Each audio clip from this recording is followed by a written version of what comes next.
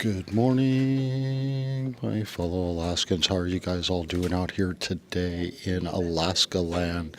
I hope you're staying warm. You got those fireplaces just a roaring, those heaters turned up. I had a balmy negative 33 degrees is how I started out my day. We are here currently at the Palmer Courthouse starting day 6. It will begin here real shortly. Please tune in, like, and share this video. You can find us on Twitter, YouTube, Facebook at Politadick and Politadick Unfiltered. This will also be on Rumble here within the next few hours once it's done broadcasting. And when our website gets back up and running, you can always find it live there. We're still working hard to make that happen behind the scenes. Thank you guys all for being here today. Again, please like and share. This is about ready to begin. This is a microphone test, and make sure everything is up and running properly for this broadcast to happen today. Stuart Rhodes is hopefully going to be giving testimony today. Cross your fingers, he's supposed to be on the docket. We'll get to listen live from him, first-hand accounting of what happened that day on January 6th at the Capitol building. If not, it's got 2 more full days of trial going on here today and tomorrow. It may filter into Wednesday for the earlier part of the day. It's still up in the air. All depends on how things go and flow over the next few hours today and tomorrow. Again, please like and share. Star witness on the stand today is reportedly going to be Stuart Rhodes, founder of the Oath Keepers, president, and hopefully he'll be taking the stand either virtually or at least telephonically so we can hear what he has to say. As far as I'm understanding, this is going to be the first time in any hearing that he has been publicly heard and not held behind closed doors. Take a moment again, like and share this video, go to our website and help us support us, help us grow. As soon as it's back up and running, your support is what made this broadcast possible, and for me not to be doing my normal job and to be able to be here today doing this so all of you can be here too.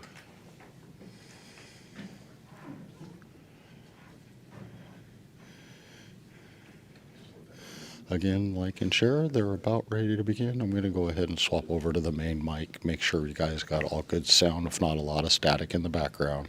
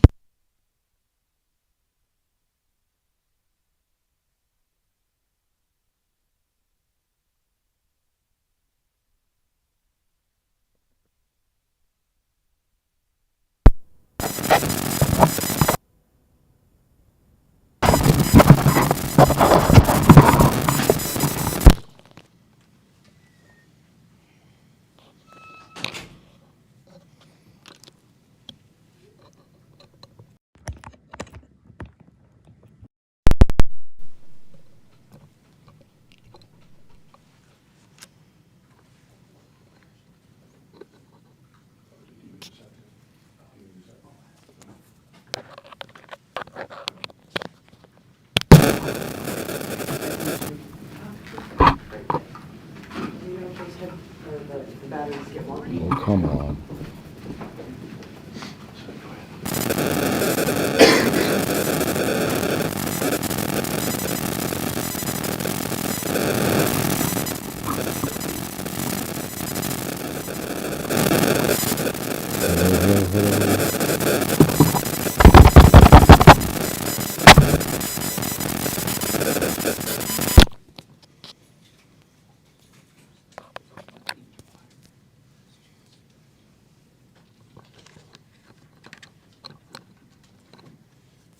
Working on it, folks, working on it.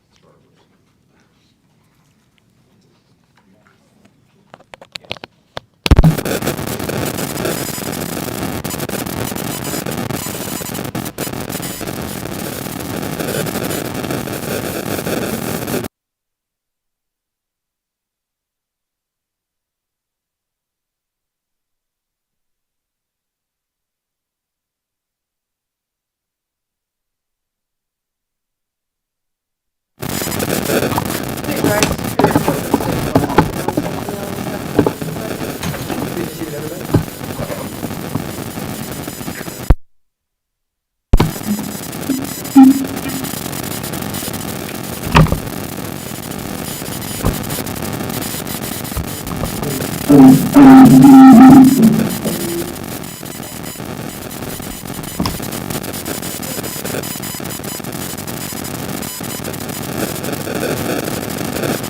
morning, everybody. We're on record.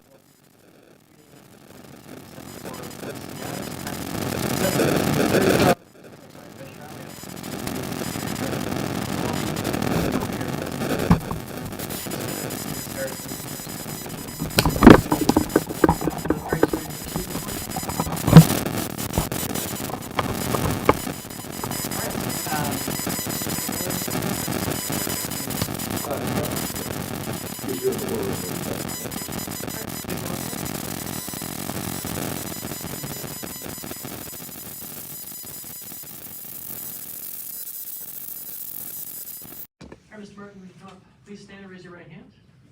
Do you swear or affirm that the statements you will provide in today's hearing are the truth, the whole truth, and nothing but the truth? I do. All right, go ahead and have a seat. Thank you. All right, once you're comfortable there, could you tell us both your first and last name and spell both for the record? Patrick Martin is my name. Patrick Martin. Thank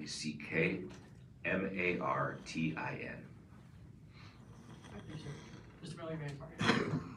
So, Mr. Martin, are you acquainted with David Eastman? I am. How do you know? We are friends. Yeah, and how long have you been friends? Just under 5 years. Our friendship began in roughly March, I think it was, of 2018.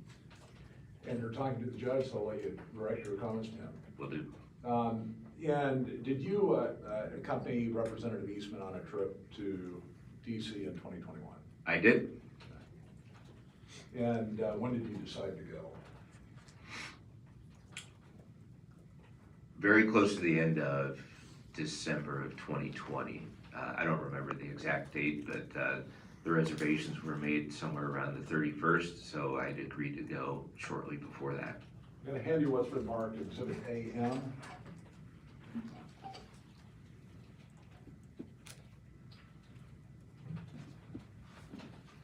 If you would take a moment to review that.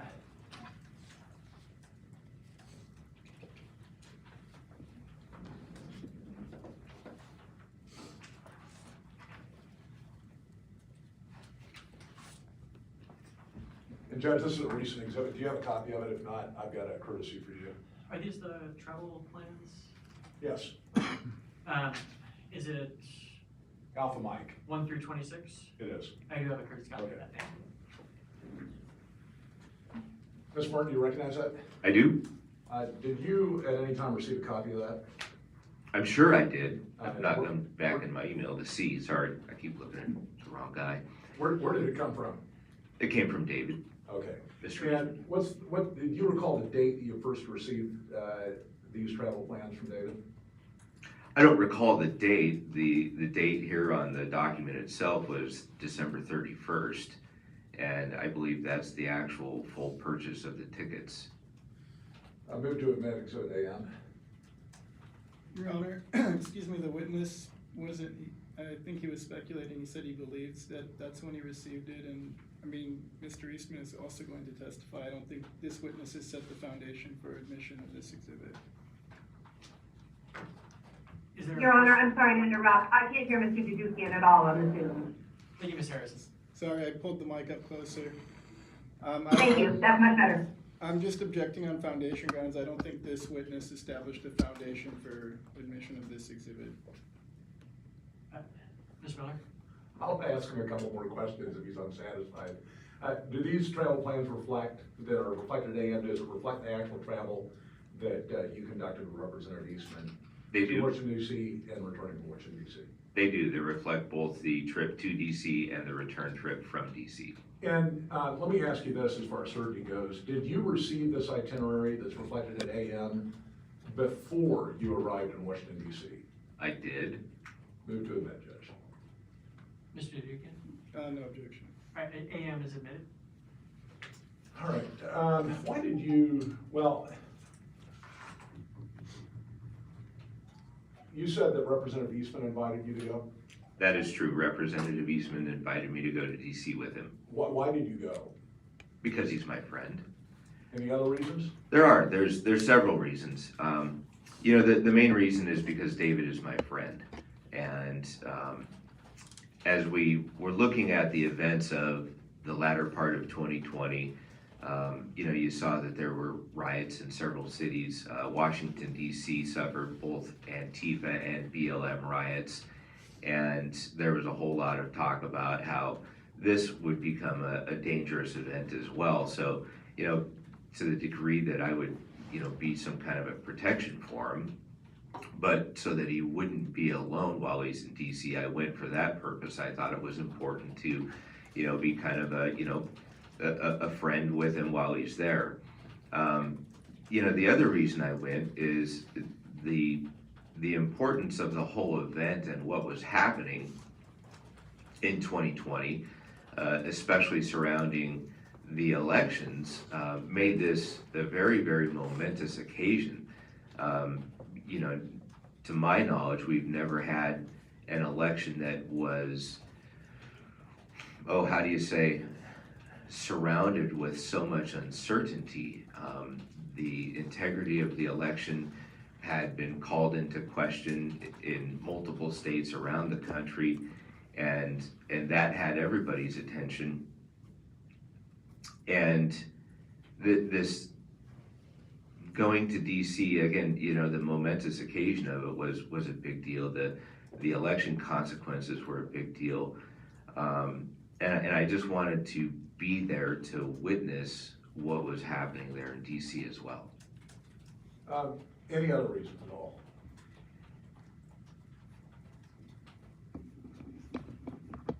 One of my concerns about David going there alone was, David and I, we work in a professional capacity as well.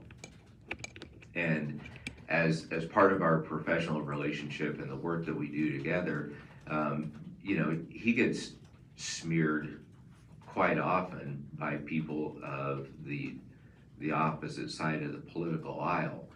And, if he were traveling alone, then the opportunity for somebody to smear him would be almost unquestioned. It would be just a matter of what they said versus what he said. And if I was with David, then that wouldn't be an opportunity, because David would have a witness of everything that he did and everywhere he went while he was in DC. You said that you worked with him in a professional capacity. What is that professional capacity? Well, I'm the outreach director of Alaska Right to Life, the largest pro-life organization here in the state of Alaska. We operate ministry work, saving babies from abortion, and we work in the legislative arena as well. And with Representative Eastman in that capacity, then we help draft legislation. We help get legislation and ideas to Representative Eastman, and then of course in the pursuance of that legislation, we work closely together on those things. Are you an oath keeper? I am not. And when did you find out about Representative Eastman's association with oath keepers?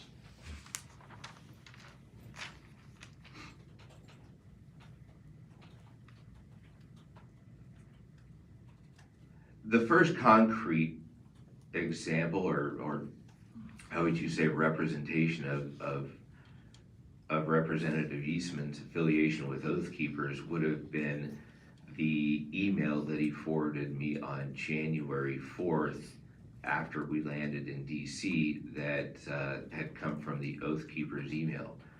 I don't know that we had ever talked about the Oath Keepers prior to that. There's been some suggestion, well, actually there was a statement in the pleading saying that email was received prior to you going to Washington, D.C. Was there any discussion between you and Representative Eastman before you went to Washington, D.C. about the Oath Keepers? I don't remember any. And your purposes, again, of going to Washington, D.C. have been described to the court? Yes, sir. Have you ever heard Representative Eastman talk about Stewart Rhodes?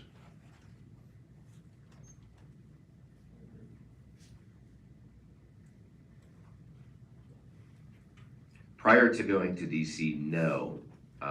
Prior to this case beginning, no. The existence. That's all I need to hear at this point, because those are the facts before the court. Let me ask you this. You said earlier that you aren't a member of Oath Keepers. Have you ever thought about joining Oath Keepers? Once, yeah. When? When the plaintiff's witnesses were giving their testimony to the Armed Services Committee earlier this year in the legislature, they presented the Oath Keepers as an organization that had a sole purpose of affirming the oath that we take to the Constitution.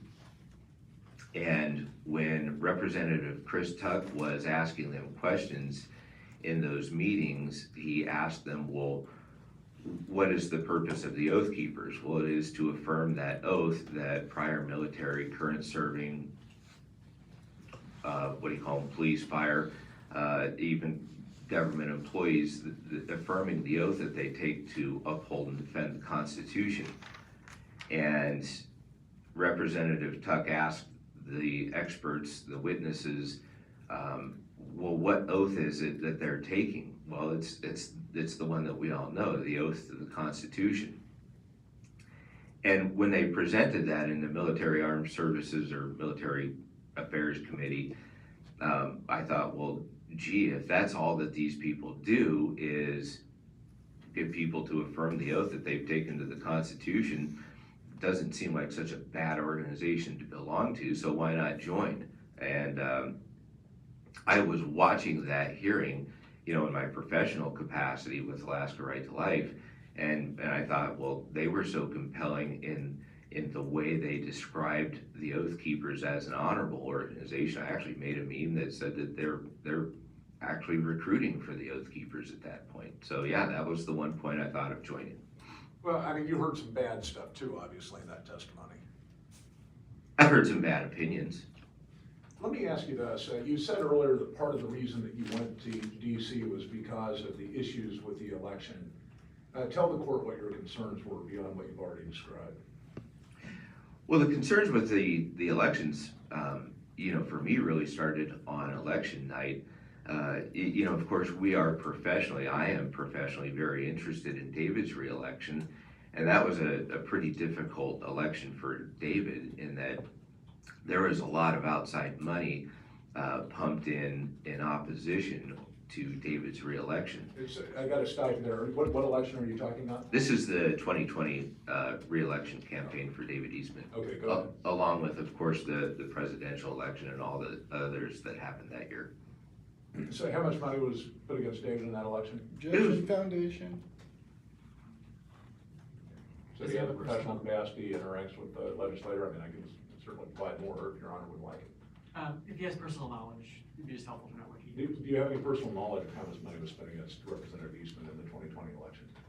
It was roughly $250,000 that was spent in opposition to Representative Eastman's And reelection. how do you know that? Well, it's public fact. It's available in APOC. Okay, so from public records. Yes, sir. Okay, go on. So we were very interested in his reelection, and we're very interested, obviously, in all the other elections, the presidential election and all the down ballots. And so we had an election party at my house, and friends of all persuasions were there, and we had fun and we had snacks and all that, and we were watching the election results come in on the TV, and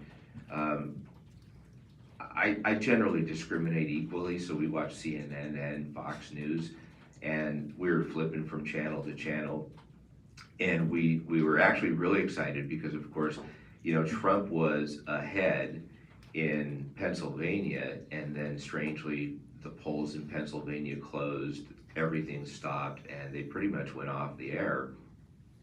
And it was a few hours later, I don't recollect exactly how long, but when Pennsylvania came back online, then Biden was well ahead of Trump in the state, and there was a massive incongruity there. And so that was the real beginning of the concern about the election. And then, of course, there was concerns all over the country about election irregularities and ballot harvesting. There's been all kinds of reports of, at the very least, to call it irregularities. And it's one of those things where you look at it and you say, well, people like me, whether you're conservative or Republican, or if you're a Trump voter, you had questions about the integrity of the election in 2020, and everywhere you turned for answers, it was pretty much the response of whether it was the media or government at all levels was some version of, there's nothing to see here, just keep on moving. This was the safest, most secure election in all history, and so just, be satisfied with the results. But having our concerns brushed under the table didn't actually assuage those concerns, it actually raised the concerns. So as we went further into 2020 and closer to 2021, the concerns about the integrity of that election and the irregularities that were never actually properly addressed, those only escalated. Were there any other concerns that you had for the election in 2020? I'm just gonna object on relevance grounds. Mr. Monk? Well, I think we probably spent at least 30 minutes in his expert's testimony about how vote integrity conspiracies are part of the reason why those experts made the decision that in the whole and the aggregate, the Oath Keepers is an organization by force or violence that wishes to overthrow the government. It was one of the 4 major conspiracy theories that were advanced. And so I think, Your Honor, in order to consider that expert testimony, there needs to be some testimony about the verifiable, not necessarily verifiable, but about the real substantive concerns that people associated with Representative Eastman had about that election.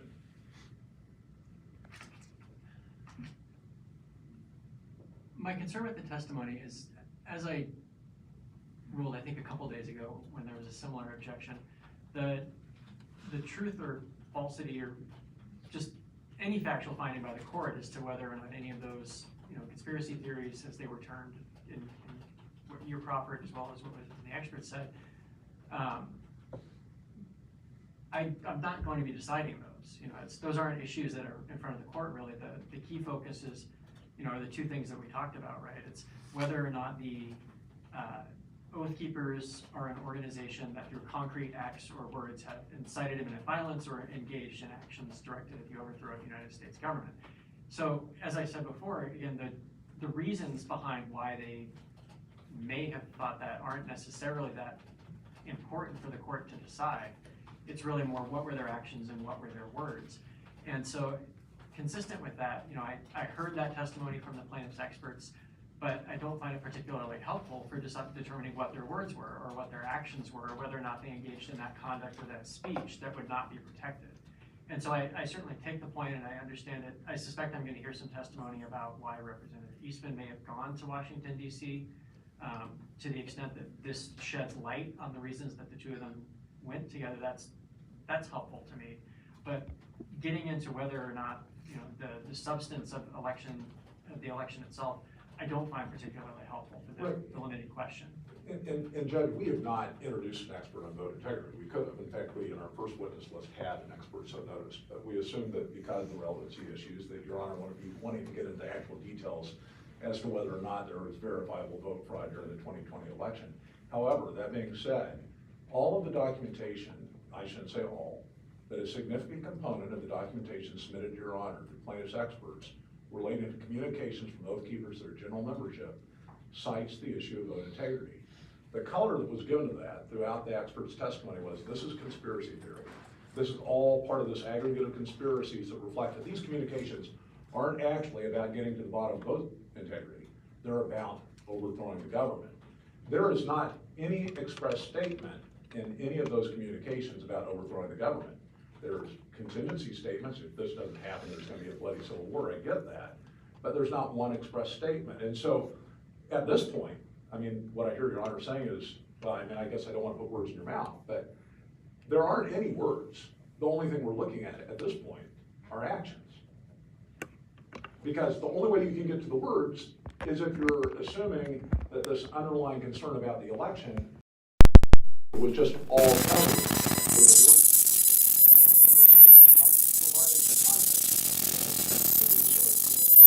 Concerns. I mentioned before that the majority of the Republican Party believes that there were problems with the election in 2020, and significant components even of the left believe that. And so, unless you see these as genuine concerns, then the bias in looking at these communications that plaintiff's experts, it wasn't just the 30 minutes on conspiracy, it was the hours on going through these communications. They spent hours on those communications, and yet, again, the very basis, the genuine approach, I mean, from our perspective, that was being used to raise these concerns about vote integrity goes unchallenged as to whether or not it really was genuine, I should say. Is there an actual dispute that those concerns existed between the parties? I don't believe so.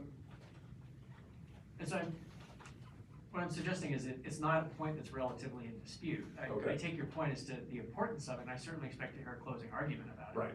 But it doesn't seem that the fact that those concerns existed and were held by many of the people that went is a point that's largely in dispute.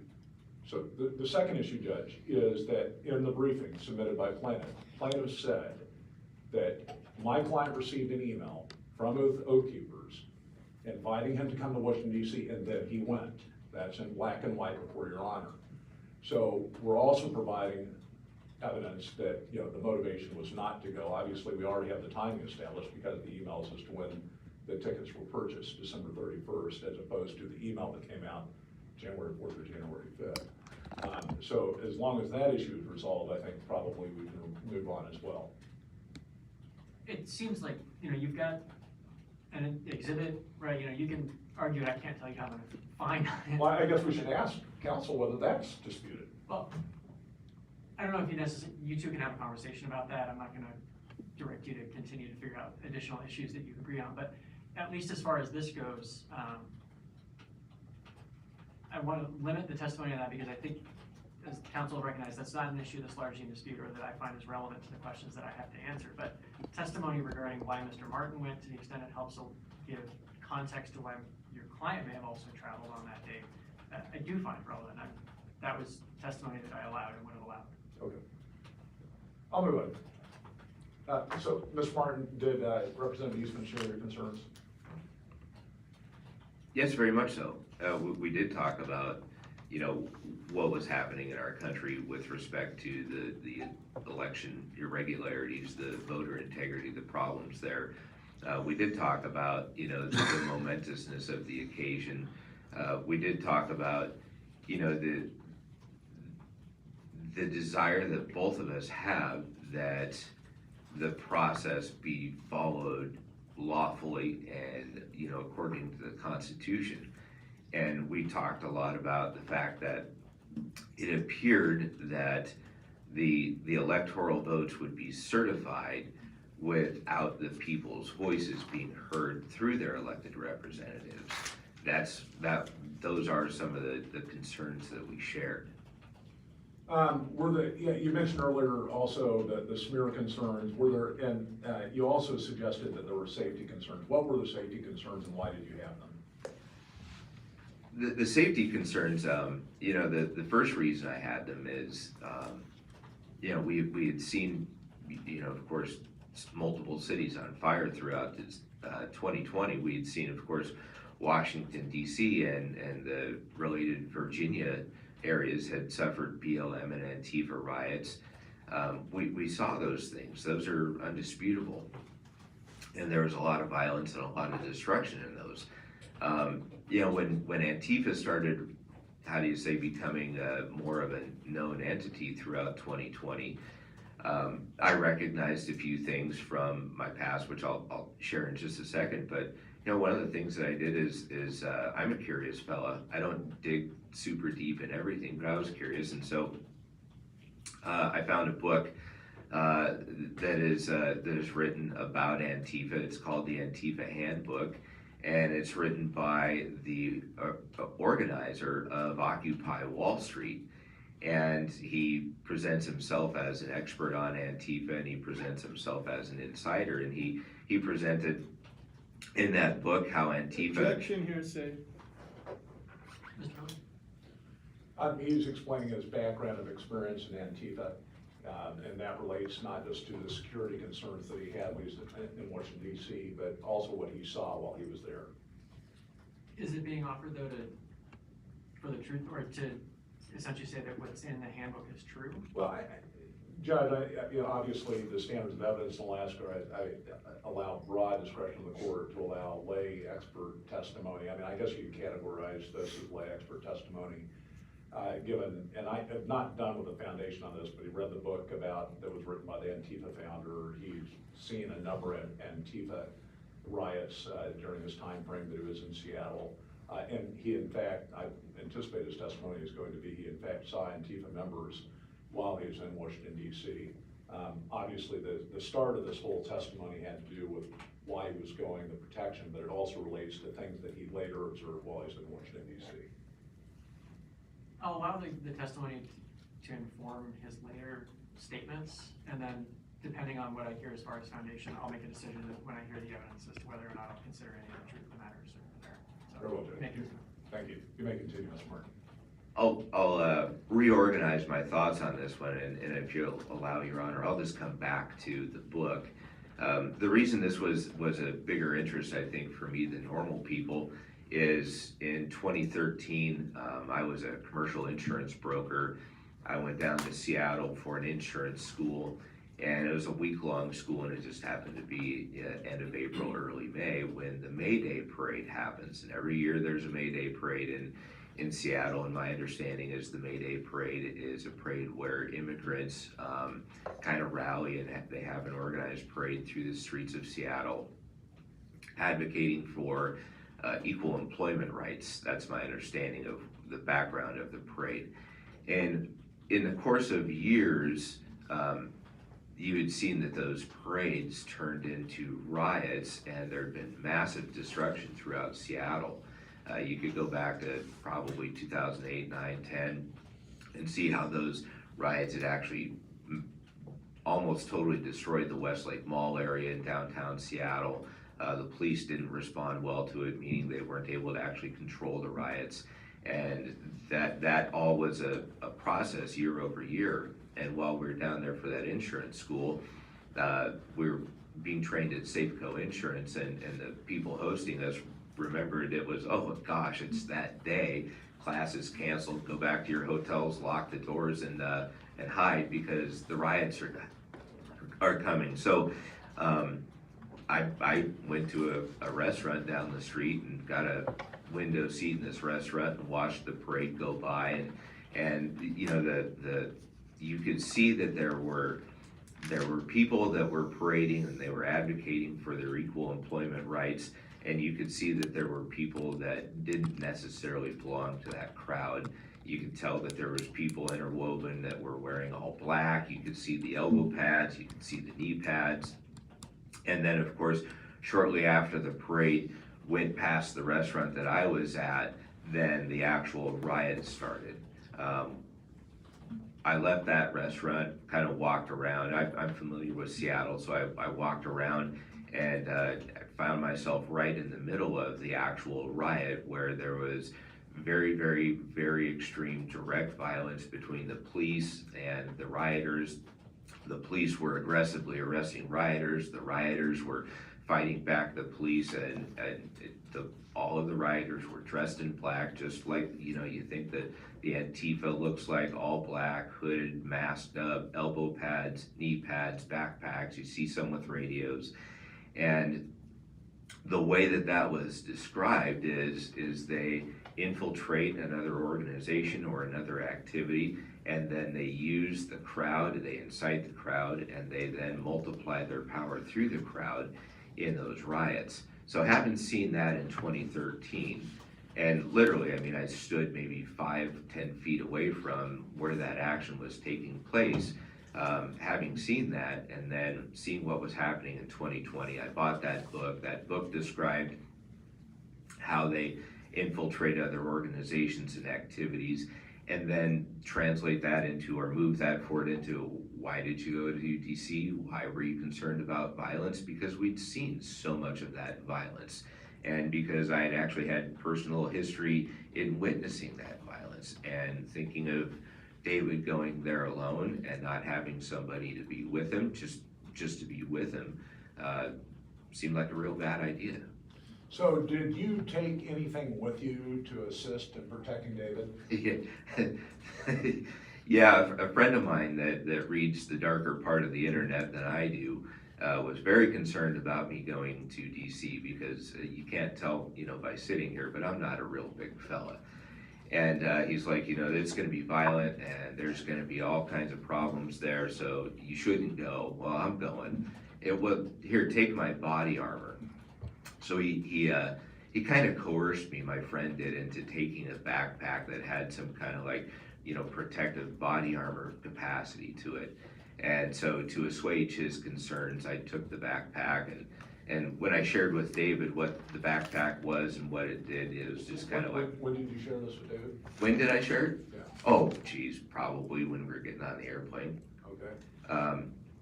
But it had body armor built into the backpack, and David's like, well, that's just kind of dumb. That's not necessary. It was a nice backpack, so I was glad to carry it, but it was totally useless.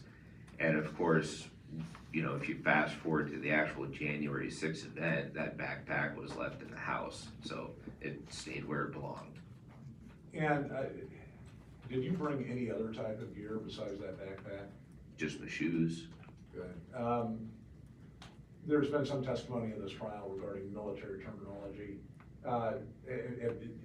First of all, are you a veteran? I am. Okay, and when did you serve and what was your capacity?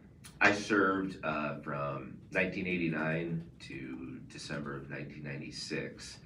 I served 2.5 years in the 4th Infantry Division, and I served 3.5 years in the 1st Ranger Battalion, and I served just over a year in the 2nd Ranger Battalion. So you're a ranger? I was. And so you understand what the words combat gear mean? I do. So no combat gear taken with you and David? No, none at all. And I guess while we have you on the stand, there's been some testimony about stack formations in this case. Have you ever heard of a stack formation used in the military sense? Not until this case.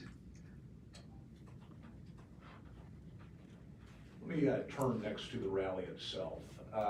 So you arrived in DC with David when? 3 p.m.-ish, January 4th. Okay, where did you go? We were staying at a house in downtown DC, so we went directly there. And what do you, just as briefly as possible, because it's not really relevant to this, but to this proceeding, but what did you do on the 5th? On the 5th, most of the day was spent, if my recollection is correct, in Virginia. We met a friend of David's, and we met some campaign-oriented people, and the rest of the day was spent on the train going back and forth. And then what happened on the 6th? What did you do first? I don't remember exactly what time we left the house. It was earlier than I preferred, because of course we're 4 hours earlier than Alaska time, but we left the house, we walked down to the train station, and we took a train down towards where the rally was happening at the Ellipse. From the train, of course, we walked on over to the Ellipse where the rally was, negotiated the crowds, entered the rally, and witnessed. Okay, so when you entered the rally, was there any type of security? Security was massive. It was unbelievable. I've never seen anything like it. It seemed like it was a row of metal detectors and screening stations. Seemed like it was 100 yards long. And I'm going to hand you, if I may approach Judge, what's been marked as Exhibit AQ.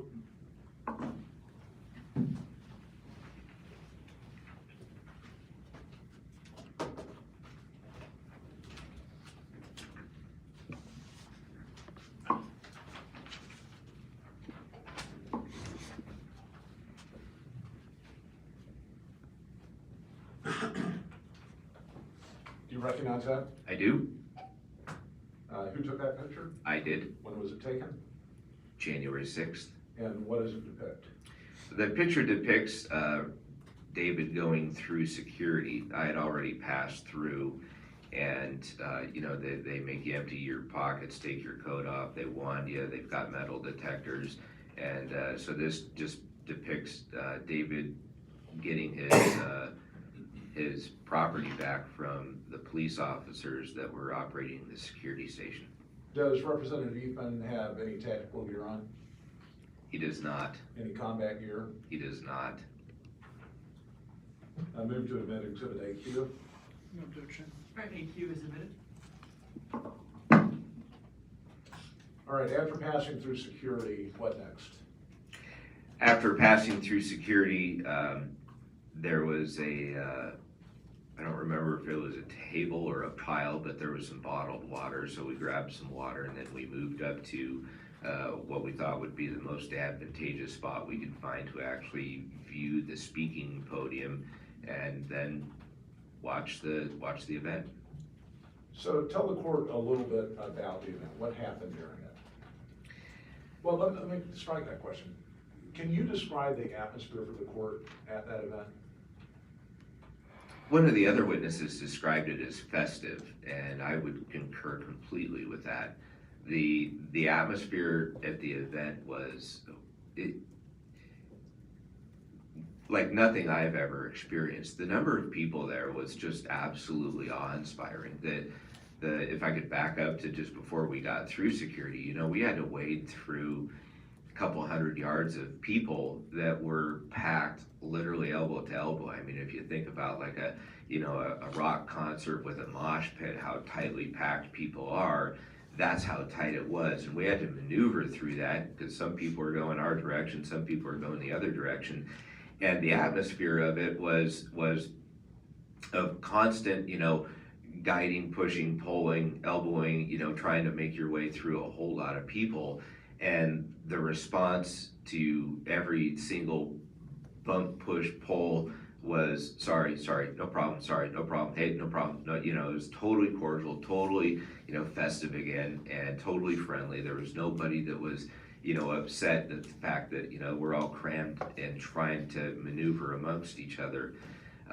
When you fast forward back to when we got into our spot there at the rally, it was the same. We're all packed in tight, and of course, as people arrive and they want to get closer, then that you get a little more compact, and you get a little more compact, and you get a little more compact, and the response to everybody was 100% friendly. Nobody was upset. It was a jovial, festive type of environment.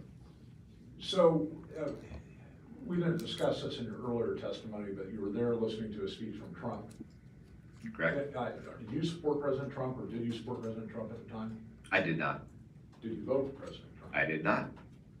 So again, why the rally? Why were you there? I mean, and I'm not asking you to repeat the questions that you answered already, but perhaps provide the court some explanation as to the apparent disconnect between your lack of support for President Trump and your attendance at the rally. Of course. So, on a professional basis, Alaska Right to Life makes endorsements of candidates, and we regularly make endorsements of candidates at all levels. And this was a very politically expensive endorsement for us, in that we didn't endorse Donald Trump in either 2016 or 2020. We have strict endorsement rules. He fell far short of meeting what we require for endorsements, so there's no way he would qualify for an endorsement from Alaska Right to Life.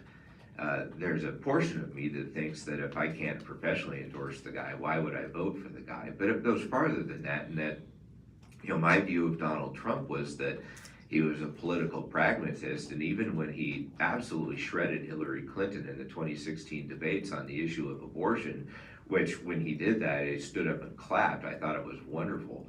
But that was political pragmatism. He didn't actually believe that. If you look at his record, he's a Planned Parenthood donor. So he's not a principled man in any way, and so that never would garner my support or my vote. So, but the crowd itself, what you saw there, pleasant? Is that another term that you'd use? Oh, very pleasant. And if I may go back and, answer a little bit more about, supporting Donald Trump and or being at the rally, I wasn't there for Donald Trump, and I wasn't there for, him to be elected or for him to not be elected. I thought that, what was happening in that rally itself was much bigger than Donald Trump, much like this case. is much bigger than David Eastman. I mean, what was really at stake in that election, and what seems to be, from my perspective, at stake in this case, is that are the people's votes actually the thing that elect their representatives? And what we were seeing in 2020 was that no, that didn't appear to be the case, or at least there was questions about it that were not being addressed by the people that had the authority to address them. And so it was much bigger than Donald Trump, and that's why another reason for being there made it actually so compelling and so important that we wanted a lawful constitutional election, and we didn't see that happening. So while you were there, you took some videos, and I think, Drew, maybe 3 days ago, you emailed those to me. Correct. Your Honor, they appear at Exhibit AP, and I will do a screen share. They're very short, won't take a lot of the court's time. One of the videos you've named size of the crowd at the rally. What did you intend that video to reflect? Just that. When we came home from DC, the press was saying that it was a relatively small crowd, and I live outside of Wasilla, so I'm not used to big crowds. I admit that, but when you saw the sea of people and how large it was and how far it went, the size of the crowd was remarkable, absolutely remarkable. Okay. And that's the first of 2 clips on Exhibit P. And Madam Clerk, I'm trying to share my screen.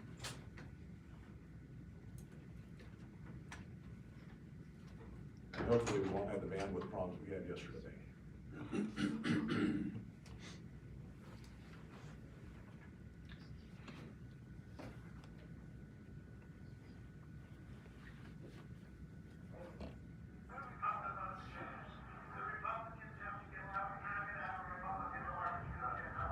I'm gonna restart this, Judge, so we're at the beginning of the video.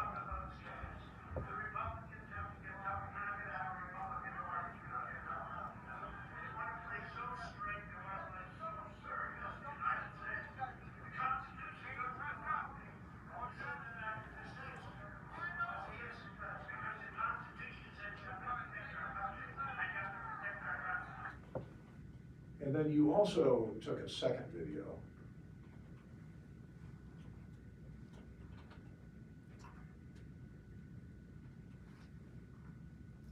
And I guess maybe what we ought to do first before we get to that, what happened toward the end of the Trump rally? I haven't listened to Trump's speech or any portion of it since January 6th. Because again, I wasn't really there for Trump, but in his speech, he did actually, talk about, today, they are certifying the election, and your voices need to be heard. So that was a part of the speech, and it was let your voices be heard. At the end of the Donald Trump speech specifically, he started doing that Donald dance up there. That weird dance that he does. And so he started dancing, and they started playing the Village People's YMCA. And so, when you think about, the jovial atmosphere, especially of the people, but also, the way that the press has characterized Donald Trump's speech, and the way plaintiffs have characterized that speech, is that he incited a riot. Well, you don't incite a riot singing YMCA. That's just ridiculous. All right, and I'm gonna go ahead and play that clip, again, a very short clip.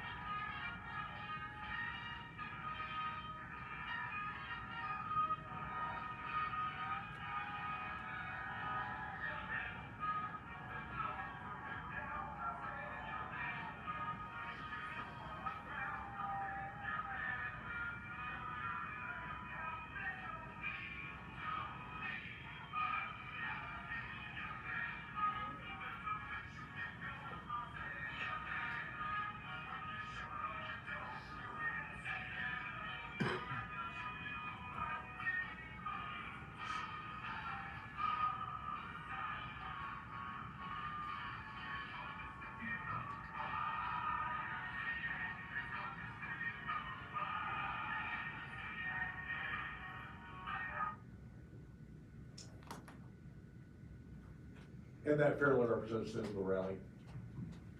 It does, absolutely. The judge moved to admit Exhibit AP. No objections. Exhibit AP is admitted.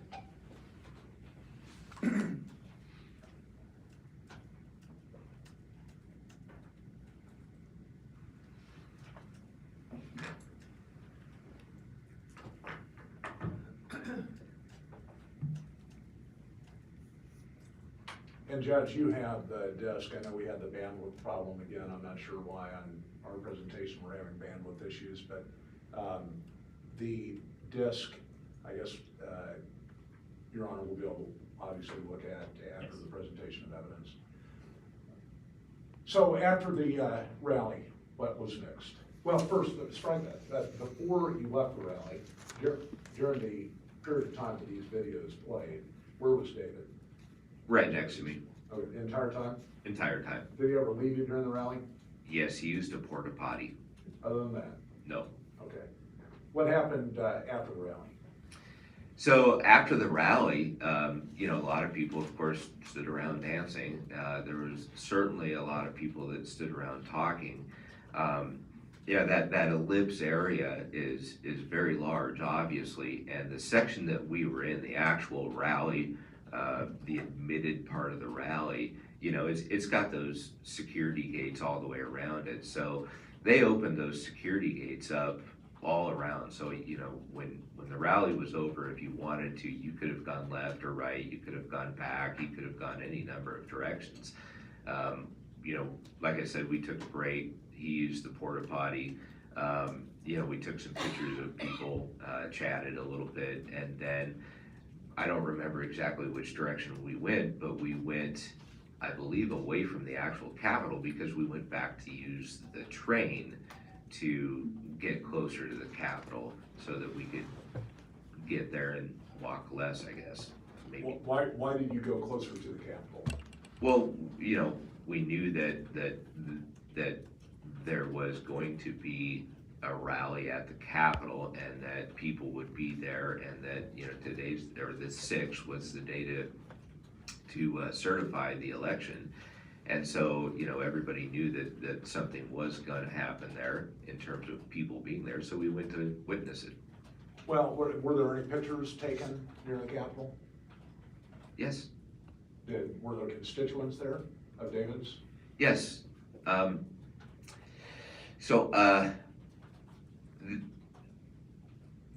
We'd run into a couple Alaskans in DC the night before, I believe it was, January 5th, in DC, like when we came back from Virginia, when we went out to get dinner.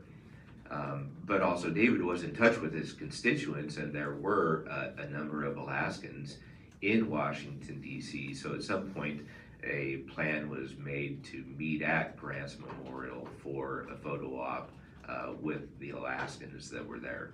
Was David leading where you were going, or were you leading where you were going from the rally to the Capitol?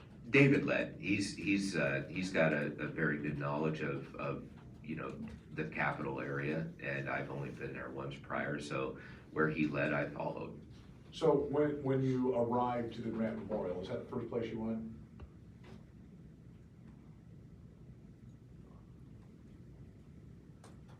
I'm tempted to say it's the only place that we went. That may not be fully accurate, but yeah, that's where we went to, was the Grant Memorial. And how soon after arriving there did you take pictures with the constituents? I don't remember exactly. You know, minutes seemed like hours watching what was happening, and so I didn't have a good track of time. I had turned my phone off because the battery was draining, you know, with network connectivity and the challenges with too many people trying to connect with cell phone towers. So my cell phone was off. I was not paying attention to what time it was. Before we get to what you saw happening, did you see anything when you first got to Grant Memorial that gave you concern, other than what was going on in the distance at the Capitol?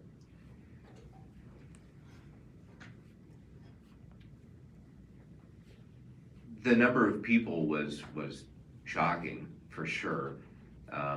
While we were there at Grant Memorial, you know, I was taking pictures, observing, watching, lamenting, you know, getting angry.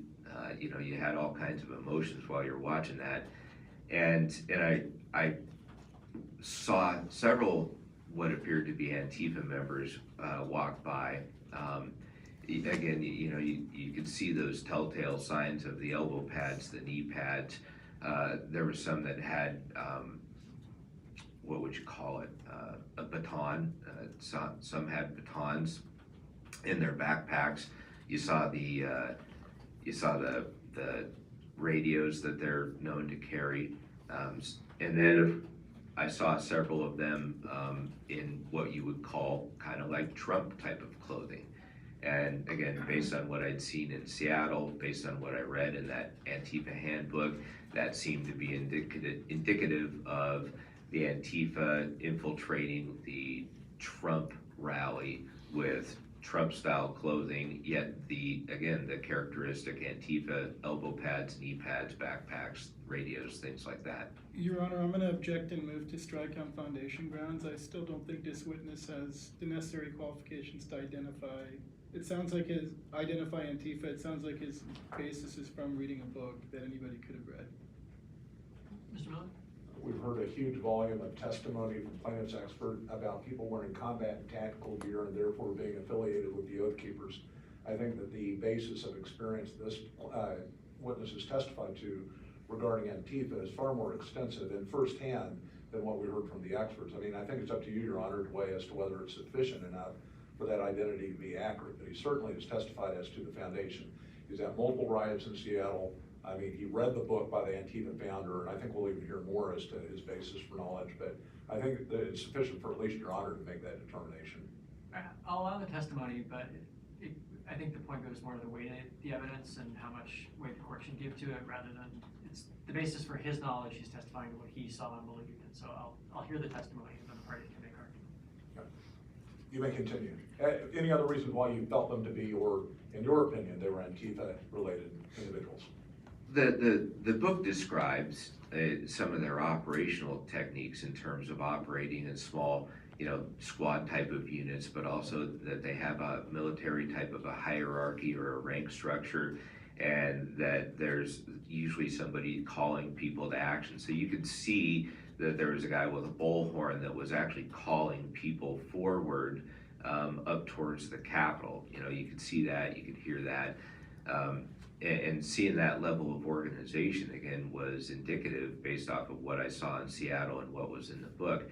Yeah, and you know, you're watching and you're witnessing, and there was a lady sitting on the steps there at the Grant Memorial just to the right down below me, and she was giving directions to groups of people that had like type of gear, like type of dress, and you know, I didn't go ask her for her ID, but she was the spitting image of Patrisse Cullors, who is the founder of BLM. Was she for sure? I'm not qualified to say, but she certainly looked like Patrisse Cullors, and to be sitting there directing people the way she was at the very least indicative of that to me. You said that you were upset about what you were seeing. What were you seeing at the Capitol that made you upset?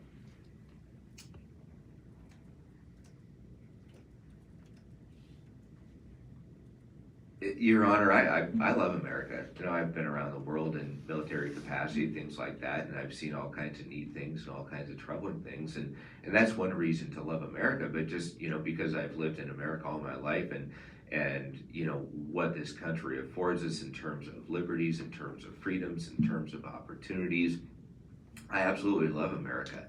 I love our system of government. I love the Constitution. Why it was written, how it was written. I love the fact that our Constitution recognizes our rights and limits our government.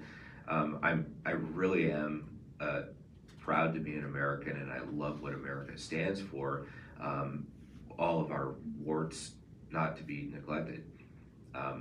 When I think about that 2020 election, again, what we wanted was a lawful election that was conducted constitutionally. What we wanted was when millions of people across the country saw voting irregularities and spoke up and asked for investigations and asked for answers to those voting irregularities, what we saw was that the political establishment, those that had the authority to actually investigate and address those things, they did nothing but tell us that there's nothing to see here. This was the safest, most secure election ever.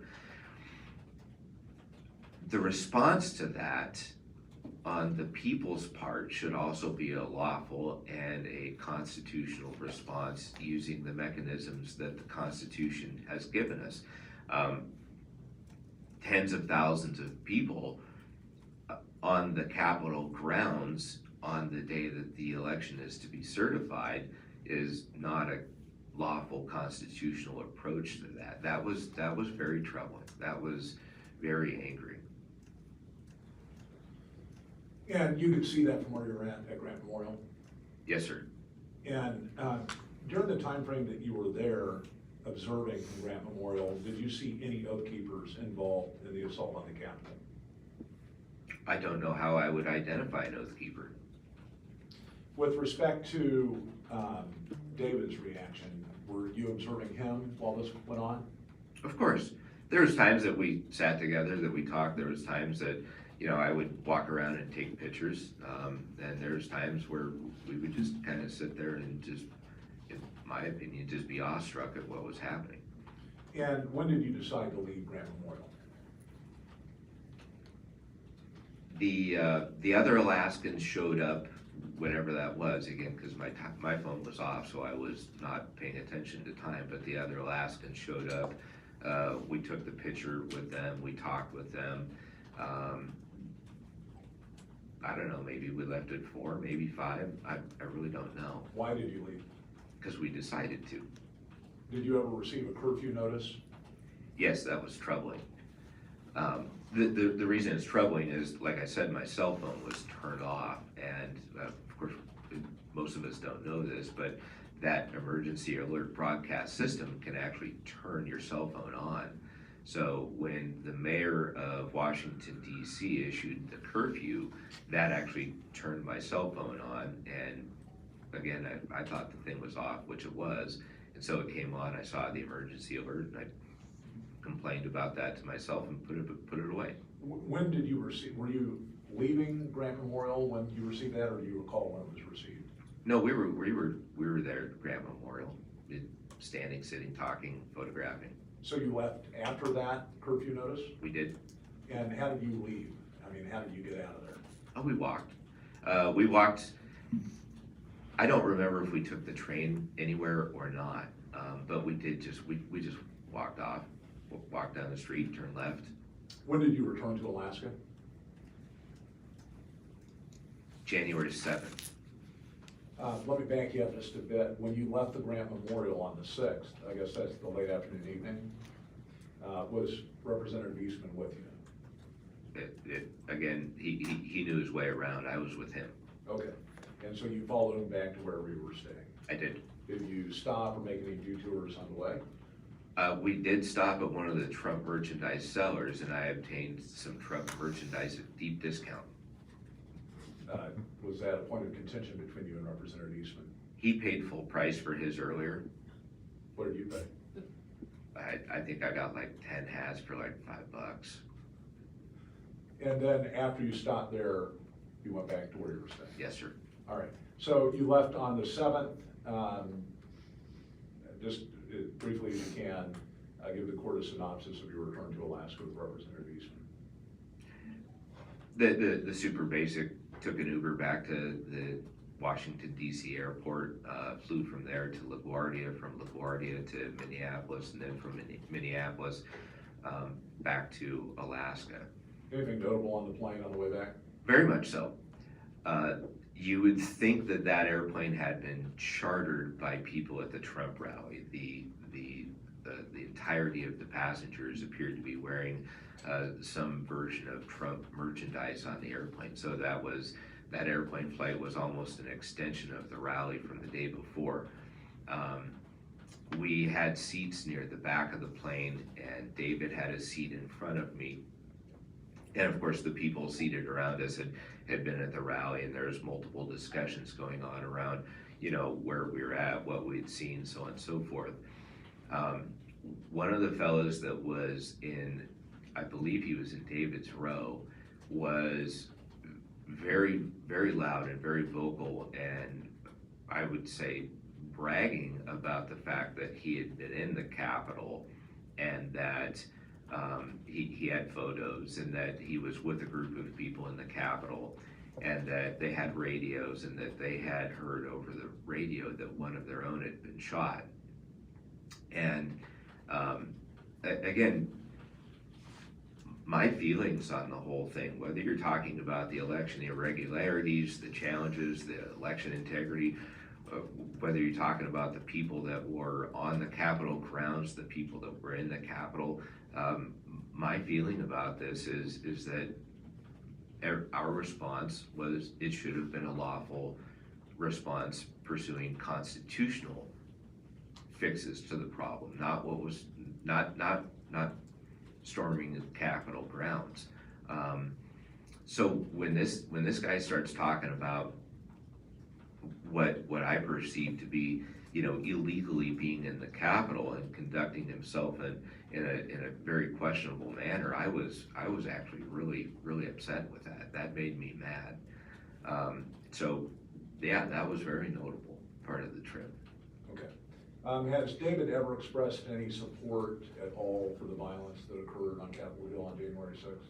No, to the exact opposite. I mean, David and I mean, he was an officer, I was an enlisted, so we think a little bit differently. But generally speaking, we're in agreement on these things, and that our founders gave us a wonderful system of government, and we should be using that system of government, our Constitution, our statutes, our legislatures, our elected representatives. We should be using that system to address the problems that were reflected in the election process. And for any of us to take that into our own hands and to conduct any type of violent operations is unacceptable. Pass the witness. Thank you, Judge. Mr. Duke? Your Honor, before I start, may I approach the witness with the binder? Yes.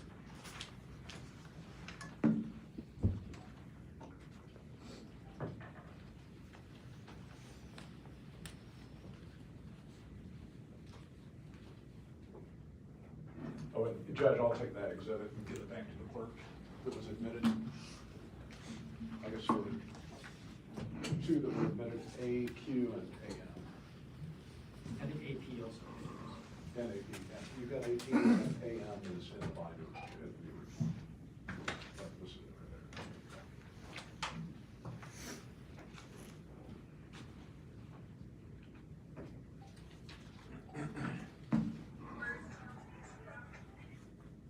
May I proceed? Yes. Good morning, Mr. Martin. Good morning. So I want to start by asking you about why you and Representative Eastman went to Washington on the trip you talked about. So I think you said one of the main reasons was the importance of the event and what was happening. Is that correct? Yes. And what you meant by that is that you had concerns about election integrity? Correct. And I'm not asking you to tell me why you thought certain things, but I just want to confirm that you had these beliefs when you went to Washington in January of 2021. You thought the election had been rigged? I never said that. Did you think that? No. Or that it was stolen? I never said that, nor did I think that. Did you think there was massive vote fraud? I never said that, nor did I think that. You talked about the fact that you and Representative Eastman had talked about the election before you headed to Washington, is that correct? Yes. And you talked about, I think you said what we wanted. What you wanted was for the certification of the election to be delayed, right? I never said that. You said that it appeared that the presidential election would be certified, so you had the understanding that there was going to be a proceeding in Congress on January 6th to decide the certification. You were aware of that, right? Yes. You also said that you believed that Representative Eastman needed a witness in case he was accused of something? Yes? And that he needed protection while he was in the Capitol? Not at all. Characterizing my statements like that is completely inaccurate. Well, I thought you said you went with him because you thought he needed protection. But characterizing my statements as I thought he needed protection while he was in the Capitol is a complete mischaracterization of my statement. I see what you're saying, and Capitol can be used different ways. I was talking about Washington. You thought he needed protection while he was in Washington. Less about protection, but somebody to be with him. Okay, and were you were expecting that there was going to be a riot on January 6th, is that right? I didn't say that. I did expect that there would be violence. Okay, so the distinction is you thought there'd be violence, but maybe not so much a riot. I don't know that I ever would have labeled it as a riot or not. Well, let me put it this way. You were expecting that there was going to be a mass gathering at the Capitol on January 6th, right? We did expect that. And you expected that before you got on the plane to Washington? Yes. And again, Judge, a little late on the objection, but we're definitionally using the word Capitol in different ways. We're using it as the building, we're using it as Washington DC, so maybe there should be some clarification on that last question. That's a fair point. So, Mr. Martin, when I'm questioning you, you can assume that if I say Capitol, I'm talking about the building, and as far as the city, I'll refer to it as Washington or DC, okay? Very good. Thank you, sir. And I guess maybe we should ask the witness if that changes his answer that he gave just a minute ago. Mr. Martin, does any of that? You can ask that on redirect, right? Certainly, I understood Mr. Dedukin's questions up until this point to largely be focused on Washington DC, but going forward, he's gonna use the term capital to refer to the building, Washington DC for the city, is that correct? Yes, that's correct. Okay. Were you expecting that there would be a mass gathering of people at the Capitol building on January 6th? Yes. And you were expecting that before you got on the plane to DC, correct? Yes. You testified that you are not an oath keeper and that all that you had heard about the oath keepers were bad opinions, is that right? From your witnesses, yes. You have not heard any bad facts about the oath keepers? As an organization, no. Okay. You knew that the oath keepers were going to be in Washington on January 6th, though, correct? Objection, I mean, I think he needs a temporal anchor for that question. Okay. Can you be more specific as to when you may have expected that? You knew that there were going to be oath keepers in Washington on January 6th, correct? The first concrete knowledge of the Oath Keepers' presence in Washington, D.C. on January 6th was the email that David forwarded me on January 4th at, oh golly, what was it? Something like 7 p.m. on the 4th after we arrived in D.C. And when he forwarded that email to you, you read it? I skimmed it. Okay, that email is Exhibit 14 in the binder I just put in front of you. Can you turn to it, please? Okay.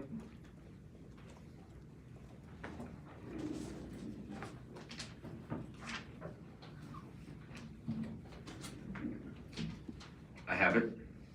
And I believe it was your testimony that that was the first time that Representative Eastman had forwarded an Oath Keeper's email to you, is that right?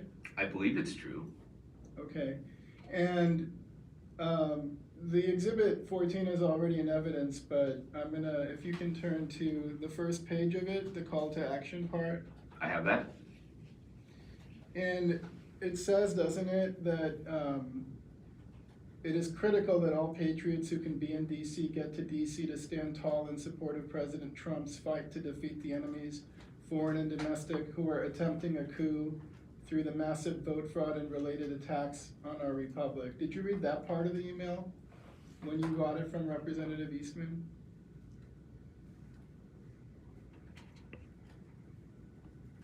I think it's fair to say that I simply don't remember to what degree or to what depth I went into that email. What are we looking at? Almost 3 years ago, 2 years ago? No, I don't remember. Had I'm you sorry. heard of the Oath Keepers when you got this email? Oh, sure. And you were familiar with their prior activities in the United States leading up to that point? I don't really follow them. Okay, but you said you had heard of them, right? Mhm. Yes? For the Yes, record? I'm sorry. Yeah. And so is it your testimony that you don't recall any of the specific language of that email, whether you read it or not? That is my testimony. Did you at least recognize or observe in the email that the call to action said that the Oath Keepers would have, quote, well-armed and equipped QRF teams on standby? Did you have an awareness of that when you were in Washington? No. And if I may give a little bit of a longer answer, that whether they had a QRF team or anything else in there had no bearing on why we were there, or it would not have influenced what we were doing or not doing. Right, but that's not what I'm asking. I I'm just understand. asking if you guys were aware, or I should say you were aware, that there were Oath Keepers who were well-armed in the vicinity. No. Did you notice that the call to action was prepared or calling on recipients to prepare their mind, body, and spirit for battle? Nope.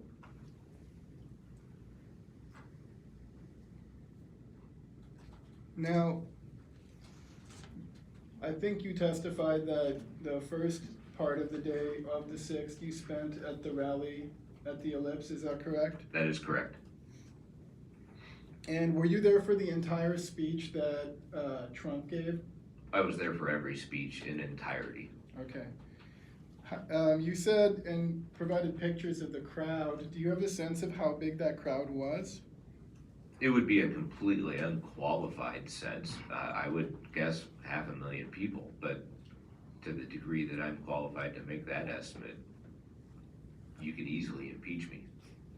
I'm not gonna hold you to it. I'm just asking for your rough estimate of what you thought, how many people were there. So I think you gave us that. You said that during the speech, one of the lines was, "Your voices need to be heard." Is that correct? Yes, we heard that in the video. And part of how the voices of the crowd was going to be heard was marching to the Capitol, right?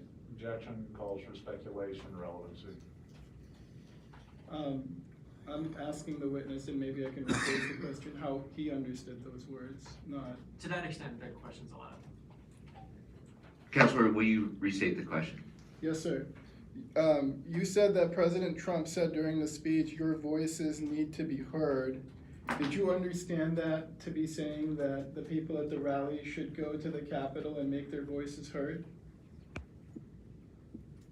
That's reasonable, yes. And did you understand the president to be saying that certification of the election should be delayed? No. Did you understand the president to be saying anything about what Congress should do with the certification? I don't remember his exact words. My understanding was that there was an expectations that Republicans would, voice their opinions and speak for their constituents as their elected representatives. I do remember him, and you could hear it in the video, the Republicans were addressed several times in that. So to the degree that he expected the elected representatives in Congress to represent their people that had questions about the integrity of the election, yes, absolutely. Right, and you said that you listened to all of the speeches. That would include the speech by John Eastman, is that right? I don't know who he is. Okay. But more people than just Trump spoke at the rally, right? Oh, yes, sir. The Trumpkins spoke, some nice lady spoke. I believe that Rudy Giuliani spoke, I think. And isn't it true that the general consensus of the speakers was that Congress should not certify the election? Objection, asked and answered.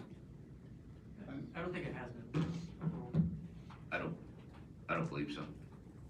So your understanding after listening to the entire Trump speech was that he was okay with Congress certifying the election? No, I don't think I said that either. I think that the way I would characterize his speech and the others is that there's a constitutional process that is to be followed, and that constitutional process requires that the elected representatives in Congress cast votes and that they represent the people from their districts back home. And since there are a number of people across the country that had serious questions about the integrity of the election, he did actually say that they have, those elected representatives do have an opportunity to vote in opposition to the certification of the election. Now, does that mean that he's calling for the decertification or not certifying the election? I don't know. I don't know that that's the case that he made. But he did make the case, in my understanding, for the process to be followed and for the Republicans, which he named several times, to actually represent their districts, those districts that had very serious questions about the integrity of the election. Okay, but, so I'm not sure I understood exactly what you were saying in that answer, but I'll move on. Representative Eastman had called for Congress not to certify the election, right? I don't know that he did. Did you read an article written by Representative Eastman called, give me 1 second and I don't want to misquote the title.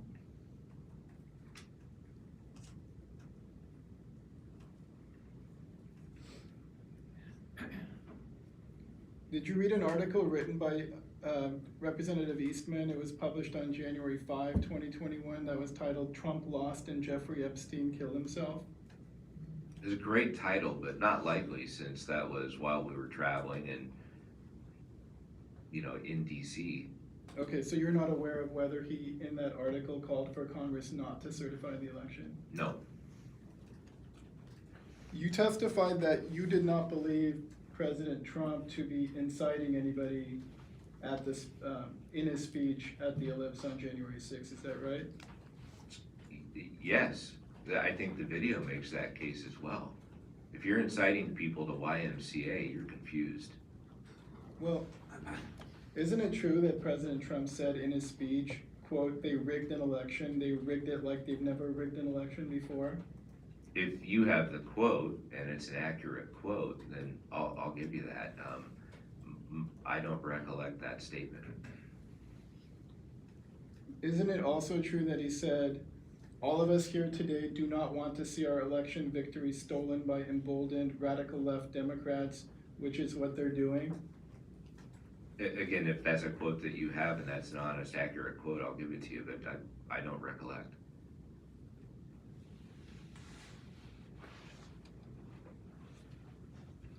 Do you recall President Trump saying in his speech, quote, "We want to go back and we want to get this right because we're going to have somebody in there that should not be in there and our country will be destroyed and we're not going to stand for that"? Do you recall him saying that in his speech? If that's an exact quote again, then I'll give it to you that it's a quote, but to be honest, and again, it was 2 years ago, I don't remember the details of his speech. Well, you did call it it was kind of a momentous occasion, right? Yes, sir, very much. Isn't it true, or do you recall President Trump saying that now it is up to Congress to confront this egregious assault on our democracy? And Jed, objection to relevance, we can continue down this path for a long, long time, but what's at issue before the court is the organization Oath Keepers, did it advocate by force or violence to overthrow a government, not whether or not President Trump did. Can I respond, Your Honor? Mr. Dugan, I'd also, it sounds like to me Mr. Ryan doesn't remember any specific words from that speech, and so, we can continue asking the questions, but he doesn't remember specific words. Can I It ask seems like one? that's pretty, Sorry. so you can respond to Mr. Miller's objection too, but addition on that point. Or do you have a lot of additional questions about what Mr. I can ask one more, but to respond to the objection, I think it's relevant because this witness was offered, I think, to show why Representative Eastman was present and where he was present on January 6th, and I think the reason why he went to an area near the Capitol building is relevant to show that. It's relevant to the extent we need to show any kind of nexus between Representative Eastman and the Oath Keepers, and it's also directly responding to a comment he made that he didn't believe President Trump to be inciting? And like I said, I think I can just ask one more question on it. I'll allow the one more question, but then we're gonna move on. Well, I'm gonna ask you about one other comment that was made, and I think it was, a memorable comment, but I wanna make sure, or see if you remember it or not. Towards the end of the speech, right before the conclusion of the speech, do you remember President Trump saying, quote, "And we fight like hell, and if you don't fight like hell, you're not going to have a country anymore"? Same objection. Relevancy. Overruled, you can answer if you remember. I don't remember the statement. And to the broader question, Counselor, again, if you're trying to incite something and you end your incitement pitch with YMCA, then it's not a very inciting pitch. Well, let me ask you this. So you said that there was a huge crowd at the Ellipse, Huge. and the huge crowd at the Ellipse heard the speech from President Trump, and then the huge crowd made its way to the Capitol building right after the speech ended, correct? I don't think that's an accurate representation. I think that, of course, this speaks to some of the challenges of the day, but every building surrounding the Ellipse and every building surrounding every pathway towards the Capitol from the Ellipse has cameras on it. Everything that happened that day at the rally, in between the rally and the Capitol, every bit of that was filmed. So if somebody wanted to make a case that Donald Trump incited a large group of people to immediately leave the Ellipse, march on the Capitol, and then conduct some kind of violent operation there, the video footage of that from speech to march to action, all of that would be established and it would be indisputable, but that doesn't exist. When Donald Trump ended his speech, he did that weird Donald dance. We had the YMCA song. People actually did the YMCA thing, right? I mean, people actually did the dance. People milled around, some people left, some people went different directions to characterize the end of it as Donald Trump incited a march on the Capitol, I don't think that's accurate at all, and that's not what I witnessed at all. And again, if that was actually the case, then you would have the video footage of that to provide indisputable evidence of that. Well, let me ask a different question. I think the bigger question of why the big crowd did what it did is the Congress is looking at that this morning, if I'm not mistaken. But let me ask you about why you and Representative Eastman did what you did and where you went. So after hearing the end of the speech from President Trump, your testimony was that you and Representative Eastman together went to the Grant Memorial, correct? Correct. And your testimony was that Representative Eastman led the way. Correct. And you had earlier said that you were aware that there was going to be a large crowd of people gathering at the Capitol after the speech. Correct. And the Grant Memorial, there was prior testimony in this case that it's about a quarter mile or less from the Capitol building, right?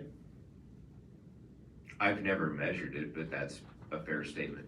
There's a clear line of sight from the Grant Memorial to the Capitol building, right? We didn't play the video, but I did take a video that actually depicts that, yes. And were you aware that near the Grant Memorial there were barriers set up because part of the Capitol grounds was restricted that day?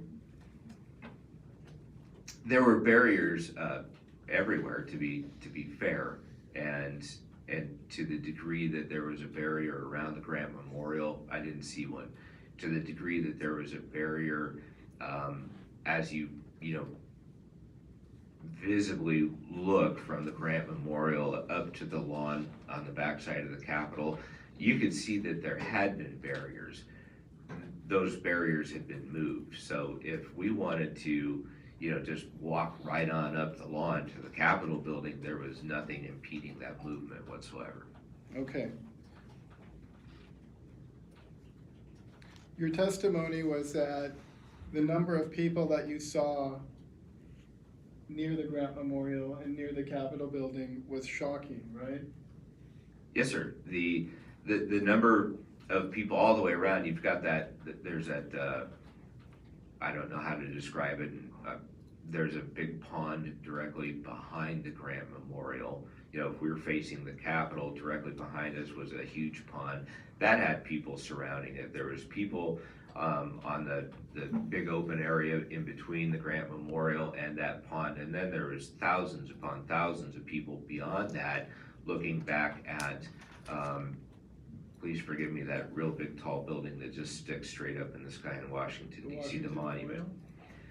And so there was an incalculable number of people, and yes, as you looked up at the Capitol, there was a striking number of people on the Capitol grounds. Right, and I believe your testimony is that when you saw that, it was clear to you that what was happening at the Capitol on January 6th was not a lawful constitutional approach, correct? Those were your words. They were, and I stick by that. The proper approach is to use the mechanisms our founders gave us in the Constitution and our statutes to address this. But to go on to the Capitol grounds, and of course we've all seen pictures and videos, you know, there's people on the Capitol grounds, there's people up on the scaffolding around the Capitol grounds. I mean, really, do you really expect your member of Congress to say, oh, that guy's up on the scaffolding, I'll listen to him now? No, it's not the way to do it. When I was asking you about what you were expecting before you got on the plane, you said that you had an expectation that there might be some violence in Washington, but you didn't specifically anticipate a riot. After you got to the Grant Memorial, after the rally at the Ellipse, and you saw what you saw, would you describe that as a riot? Judge, objection, relevancy. Overruled.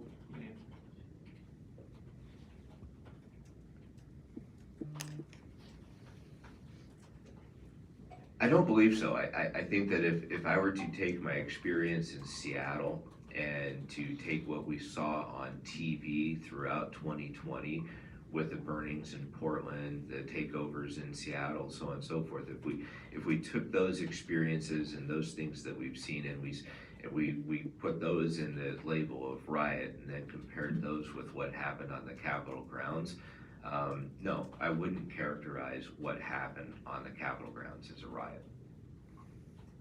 But you would concede that it didn't look like it was a lawful constitutional approach to disputing the election? No. No, it wasn't? Or I mean, excuse me, no, it was not the lawful constitutional approach that I would prefer. And how long did you stay at the Grant Memorial? Would you say a couple hours, longer? At least a couple hours. Again, you know, my phone was turned off while we were down at the Ellipse early into the speeches. And so the passage of time, I mean, I didn't have an appointment, so I wasn't really concerned. I was just experiencing the moment by moment. Did you have an awareness at the time you were at the Grant Memorial that people were entering the Capitol building? There was a point while we were there at the Grant Memorial where there was talk of things like that. What we could see, you know, what you can see with your naked eye from the Grant Memorial of the people up on the Capitol grounds, what you could see with your naked eye was that there was simply a lot of people jumbled on the lawn and on the building. When I zoomed in with my camera and looked at the people up there, you could see the crowds of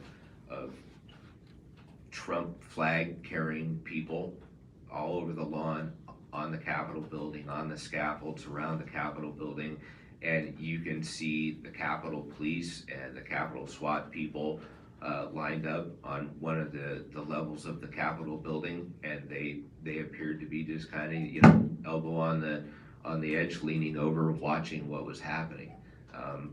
we didn't witness violence. The camera footage that I shot, where I was able to zoom in and see, individual people and interactions. No, you just saw people waving Trump flags in places that arguably they should not have. Okay. You said that you didn't see any violence and you wouldn't call it a riot, but you also wouldn't call it a jovial atmosphere, would you? No, I think that, that there's, when you think about it, I can't really ascribe, whatever, emotion or experience the people were having that were up on the Capitol grounds. They're waving their flags back and forth. I don't know if they thought that was a victory or if they thought that that was a good thing, but didn't seem to be a terrible event for them. From where I sat, and from where I watched, it was concerning. I didn't talk to anybody down around the Grant Memorial that was celebrating what was happening. Everybody, generally speaking, at that point was concerned about what was happening up on the Capitol grounds. And your testimony, I think, was that, I just want to make sure I have it right, because there were different parts of the day. So my question is about when you were at the Grant Memorial. Is it your testimony that you and Representative Eastman were very close to each other the whole time you were there? Yes, there's obviously periods where, I would walk around the other side of the memorial to take a picture or something like that. But aside from that, neither one of us left the Grant Memorial independent of the other. And so he generally would have been seeing what you were seeing? Yes, And he generally would have been hearing what you were hearing? yes. And I think you said that at some point you started to hear rumors in the crowd that people had breached the Capitol? Yes. Nothing further. Mr. Miller? Just very briefly, you had testified earlier that one of the reasons that you went was in case Representative Eastman needed a witness that he was accused of doing something he didn't do. Correct. And did that concern materialize? The things that were said about David after the trip, there's so many different articles and whatnot that characterized his presence in DC as some type of a criminal action. So to that degree, yes, to the degree of the ridiculous, on January 5th, David and I went into Virginia in the evening, 9 o'clock-ish, to get dinner. We'd been in meetings and whatnot all day long. Washington, D.C. was largely shut down, especially, getting ready for the January 6th events. We couldn't get dinner in D.C., so we got on the train and went back into Virginia. And the only thing that we found open was a 7-Eleven. And our families, we'd had a joke, I don't know, it was a couple months old, where we'd actually joked about, when's the last time you had a Slurpee? It'd sure be good to go get a Slurpee. So we hit that 7-Eleven, we got some snacks, we got a Slurpee, and took a picture of us with our Slurpees outside a 7-Eleven, put it on my Facebook page of look at how far we had to go to get a Slurpee and what great company I'm in. And I think it was the Midnight Sun AK news outlet took that image from my Facebook feed and put that in an article and titled it Representative Eastman enjoying a post-sedition Slurpee. Well, even in that smear, the ridiculousness of that smear was such that they took my post. Well, the date and time of the post is in the image that they pasted in their ridiculous article. So the likelihood of David being smeared and the likelihood of David being accused of something that he didn't do, well, it was that fast that those things happened.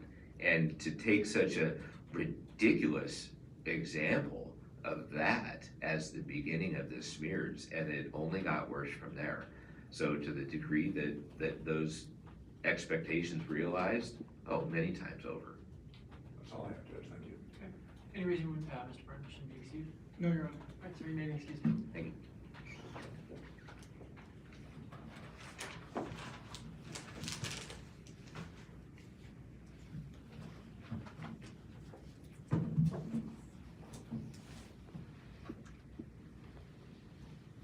All right, we've reached probably a good natural stopping spot for the morning, given the amount of time we've been going. Mr. Miller, do you have witnesses ready if we come back at 11? Madam Clerk, do we have a witness that's in the waiting room?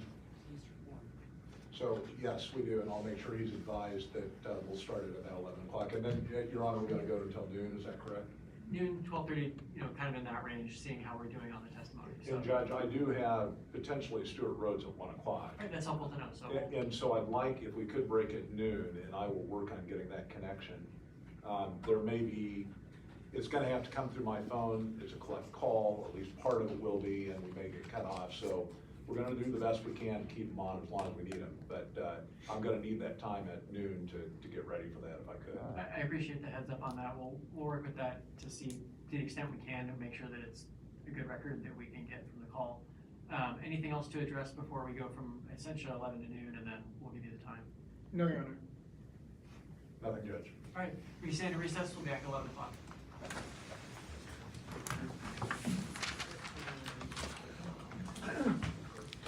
Okay, y'all, you heard it here first. We'll be back at 11 o'clock, and it looks like Stewart Rhodes, founder of the Oath Keepers, will also be, hopefully, it sounds like they've got them lined up for the 1 o'clock hour.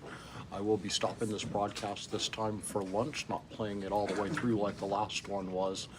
This one will begin at 1 o'clock, and but they will be back here for the second half of this morning's trial, starting at 11 o'clock, basically 15 minutes from now. If you haven't done it yet, please take the time, like, share. We can find this on Twitter, YouTube, Facebook, Politadick Unfiltered. You can go to Rumble, like and subscribe, and follow us at all of these channels. I'll guarantee you, once we get 100 people on Rumble, we will be live streaming directly to them. And YouTube is doing a phenomenal job making sure that you are notified as long as you have clicked that bell. Facebook is only notifying you only if they feel like it and they think that what you're live streaming is worthy enough to make it past their banning, shadow banning they got going on. YouTube hasn't failed yet to notify me of any video going on out there. Facebook, they pick and choose. Thank you guys all for being here again. Again, this will resume again at 11 o'clock. Like and share this video. The more Alaskans we get involved, the more Alaskans we educate on what is happening, the faster we can fix it. Thank you guys for being here today. See you in just a bit.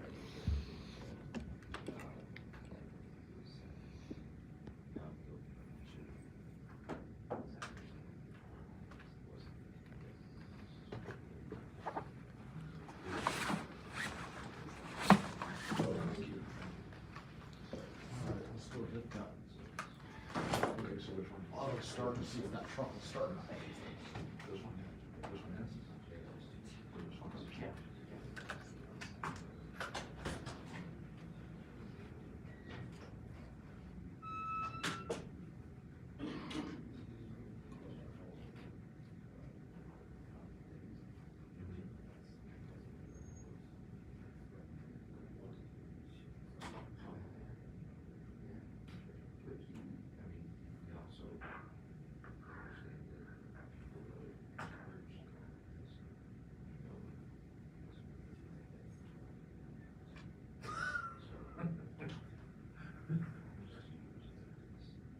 Should I include it? It's true.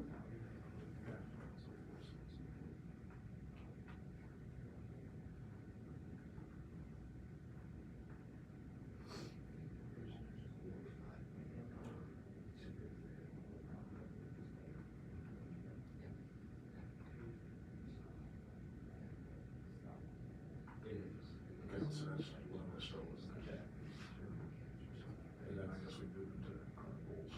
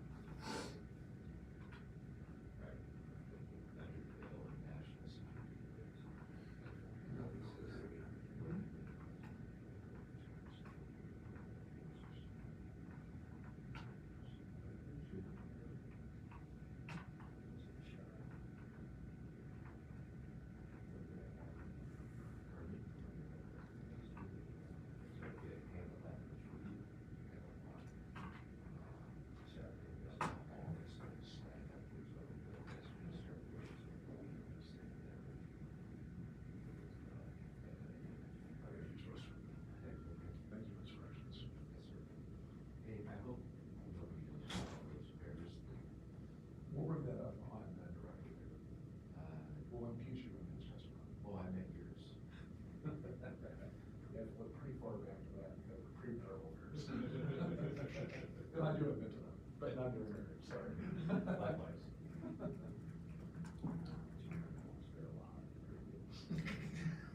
Lawyer jokes. Lawyer jokes. Yeah. Apparently that's the key impeachment tactic is the embarrassed that you never had the word use in it, right? I don't want to have that much fun, I pay no attention. You know, just always don't. You know, I get these little cracks, like, I don't crack up, crack you up. Yeah, that's what it is.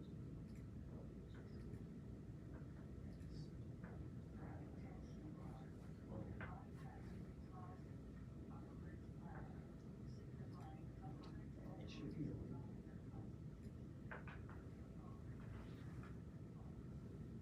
Well, the live process.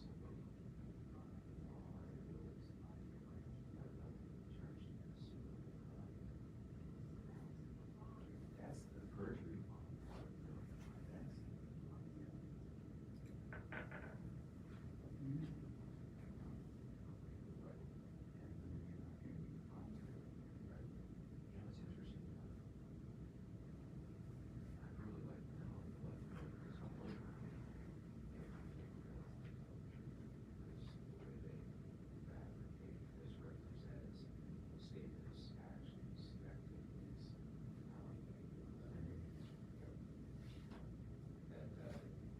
That whole Hebrew email that he was referencing the other day, brought that up.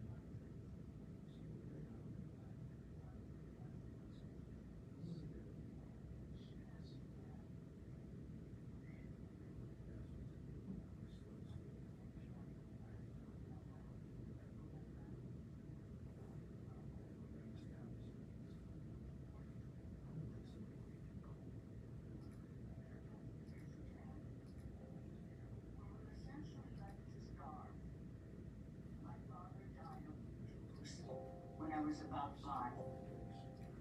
Death was ever present because lists of names of people who would be transported to death camps were periodically issued. So there was always a cloud of fear. In 1944, as the final solution was being aggressively implemented, Romania retreated from its alliance with Nazi Germany. The government permitted several hundred Jewish orphans under the age of 12 to return to Romania. I was not an orphan, so my mother lied to save my life. I boarded a cattle train, the same train that continued to transport Jews to the death camps, even as Germany was losing the war. 4 years elapsed before I was reunited with my mother. The Holocaust serves as an archetypal symbol of unmitigated evil. Moral norms and human values were systematically obliterated. The Nazi system destroyed social conscience. Millions of people were worked to death as slave laborers. Others were abused in experiments, all kinds of experiments, both medical, drug trials, vaccine trials, and all sorts of other trials. The Holocaust did not begin in the gas chamber. and Auschwitz or Nuremberg. The stage was set by fear, hate, mongering, propaganda. 9 years of incremental restrictions like personal freedom, suspension of legal rights, civil rights, preceding the Holocaust. A series of humiliating, discriminatory government edicts demonized Jews as spreaders of disease. They were stripped of our humanity and compared to life. The real viral disease that infected Nazi Germany was eugenics. The elitist ideology at the root of all genocides. Eugenics was cloaked in a mantle of pseudoscience. It was embraced by the academic, medical establishment, as well as the judiciary, both in Germany and in the United States. Eugenicists justify social and economic inequality. They legitimize discrimination, apartheid, sterilization, euthanasia, and genocide. The Nazis called it ethnic cleansing. Medicine was perverted from its healing mission and was weaponized. First, it was to control reproduction through forced sterilization. Then, it was to eliminate those deemed to be subhuman, or as the Germans called them, Untermenschen. The first victims of medical murder were 1,000 German disabled infants and toddlers under the age of 4. This murderous T4 operation was expanded to an estimated 10,000 children up to the age of 17.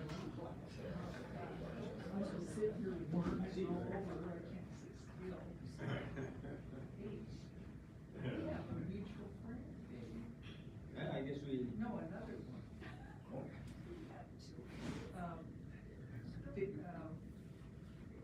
Chris Fair. Oh, hell yeah. He did it. Twice.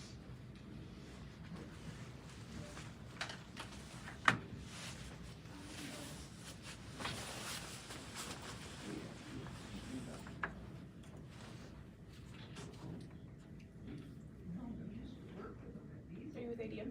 Yeah. What's your name? Iris. Iris. I'm Carly. It's nice to meet you. Nice to meet you. Are you with Alaska News Source? Yeah.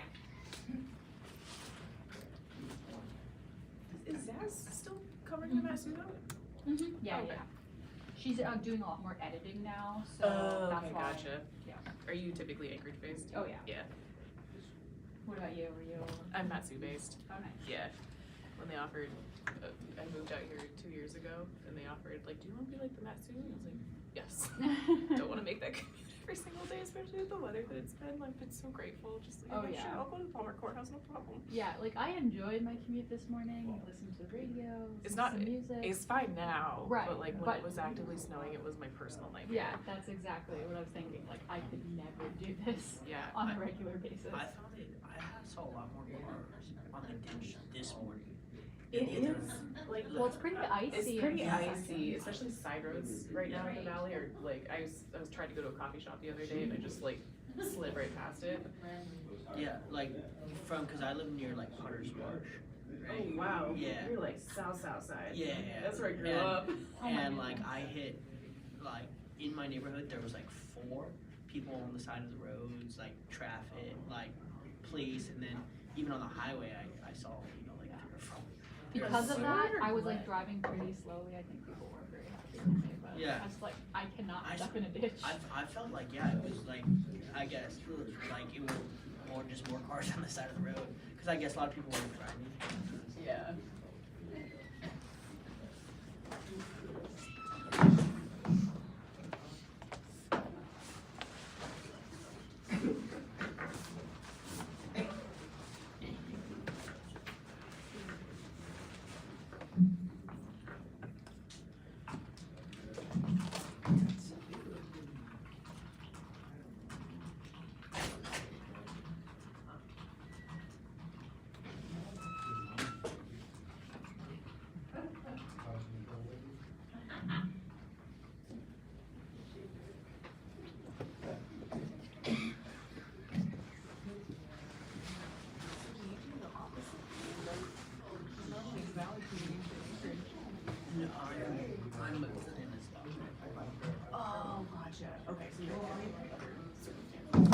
Gotcha, okay.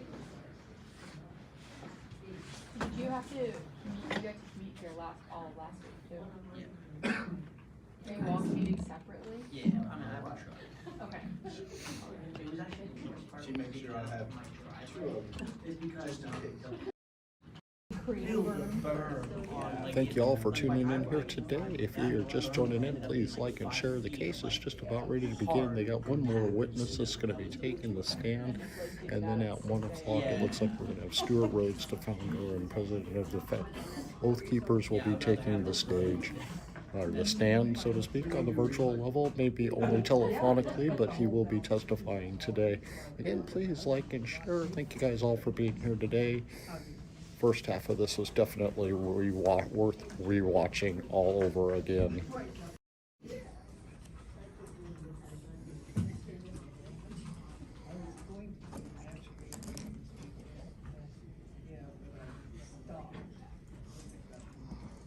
See if we can get mics to work.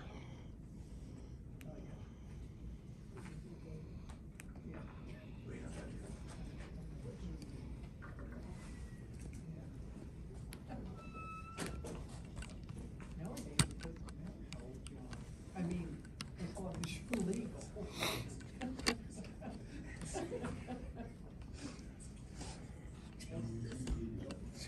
Well, I was just thinking.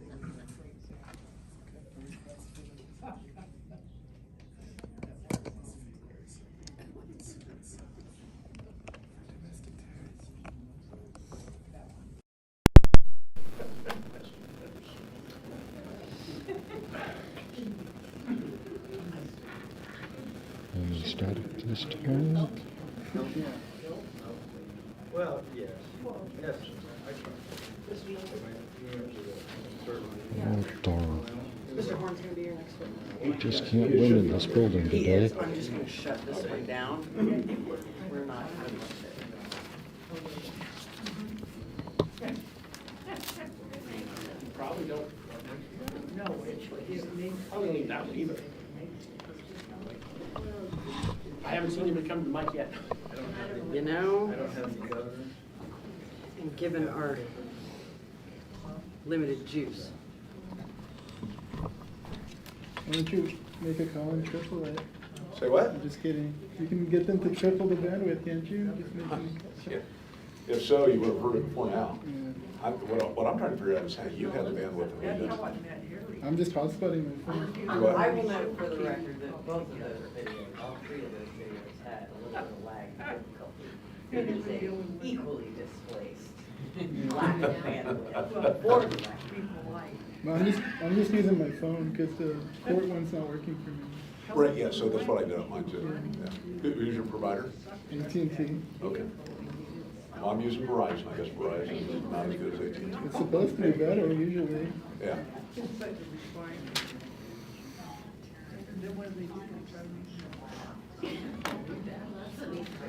You can't fire somebody, so you gotta promote it.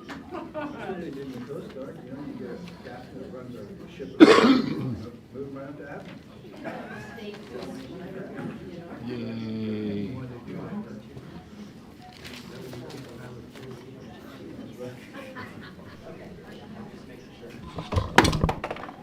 Oh, I gotta really quit doing that today.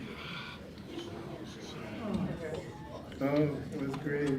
I think it was a caramel roll. Yeah. It was well received when I brought it home. Oh, I brought it, yeah.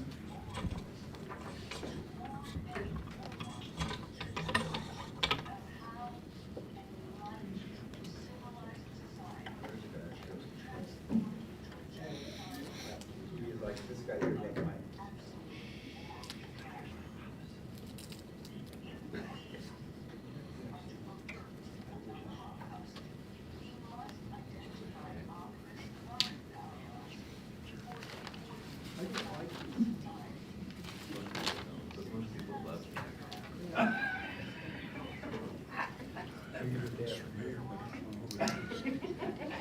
He's the guy who's gonna cover that at a helmet video footage. He's been charged.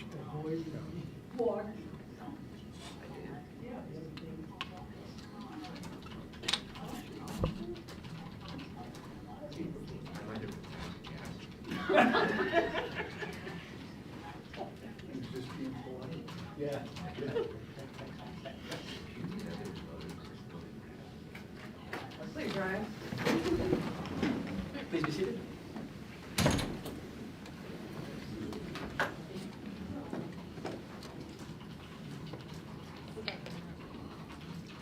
All right, we're back on record. Parties are present.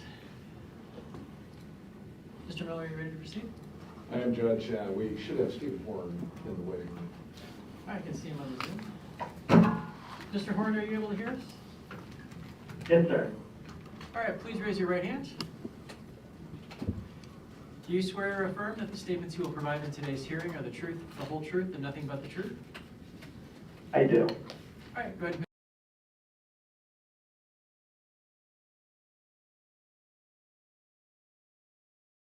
STEPHENHORN. Thank you, sir. Mr. Miller, you may inquire. Mr. Horn, were you on Capitol Hill on January 6th? Yes, sir. Why were you there? I was there as an independent journalist recording video. Did you at any time find yourself near the rotunda within the Capitol? Yes.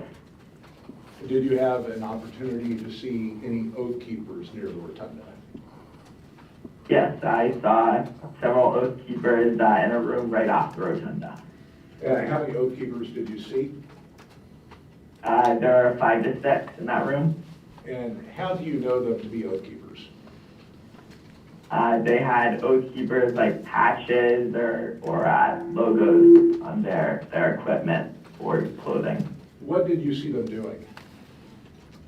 So they were sort of standing between a police officer and some angry members of the crowd trying to de-escalate the situation. So kind of like a barrier between the two? Yeah, they were physically standing in between.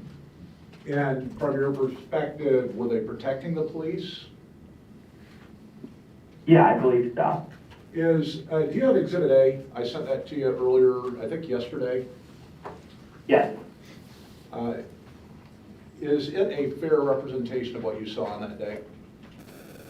Yeah, that is representative of what I saw in that room.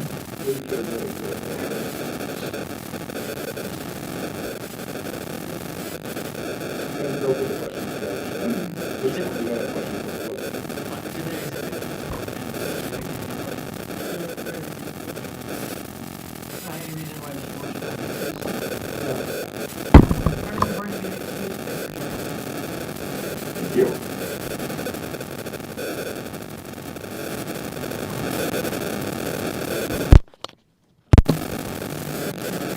We're going to call representative.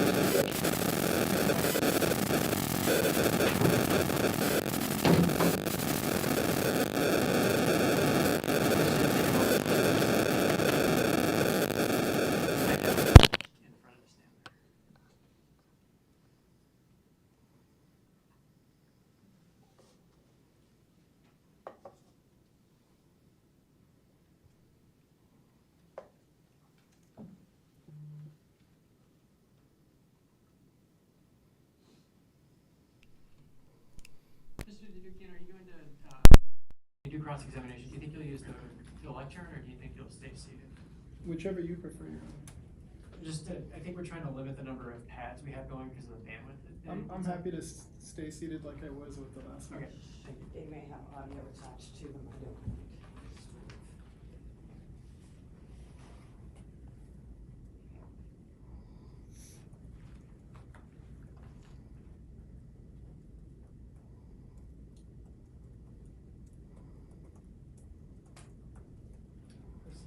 Thank you.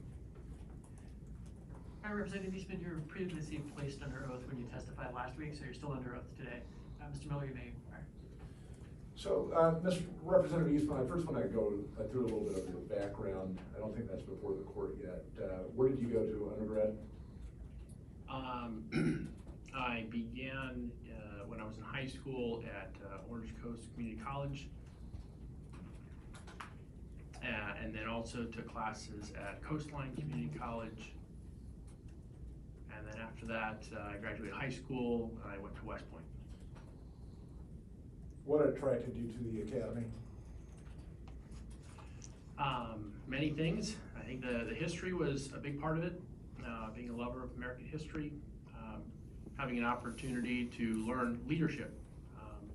I was nominated to the Air Force Academy as well, but my focus was on West Point because West Point has historically been a great place to learn leadership. Do you have any military background in your family members? Both of my grandparents or my grandfathers were in World War II.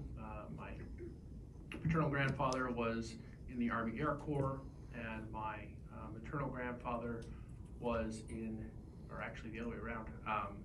My paternal grandfather was in the U.S. Navy, and my maternal grandfather was in the Army Air Corps. Any siblings in the military? My brother is in the Marine Corps and has been for over 10 years now.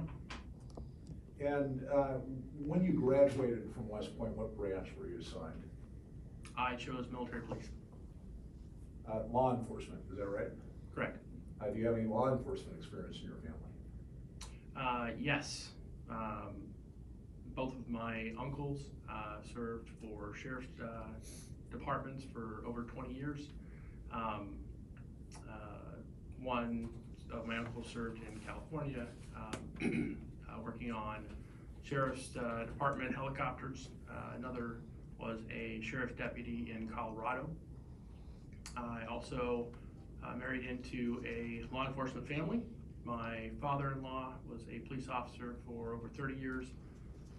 My wife's grandfather was after his time in the Army, he was a California Highway Patrol officer for 25 years. While you're at the academy, did you do any training in law enforcement at all? I did. I was preparing to be a military police officer. I was responsible as the cadet in charge of the law enforcement cadet activity at West Point. And so we, in addition to interacting with law enforcement, the military, other agencies, we traveled to Quantico, got a chance to speak to FBI agents and visit the academy there, amongst other things. So during your career as a military police officer in the U.S. military and Army, what was your law enforcement training like there? Can you describe it to the court? Yes. Before I graduated West Point, I was assigned to the Military Police Corps. And so from all of my active duty time in the military was in the Military Police Corps. I started off by going to the Military Police Officer Basic Course at Fort Leonard Wood, Virginia. After that, I was stationed at Alaska, Fort Richardson. Originally was assigned to Fort Wainwright, but before I got there, my orders were changed to Fort Richardson. This was before it became the joint base.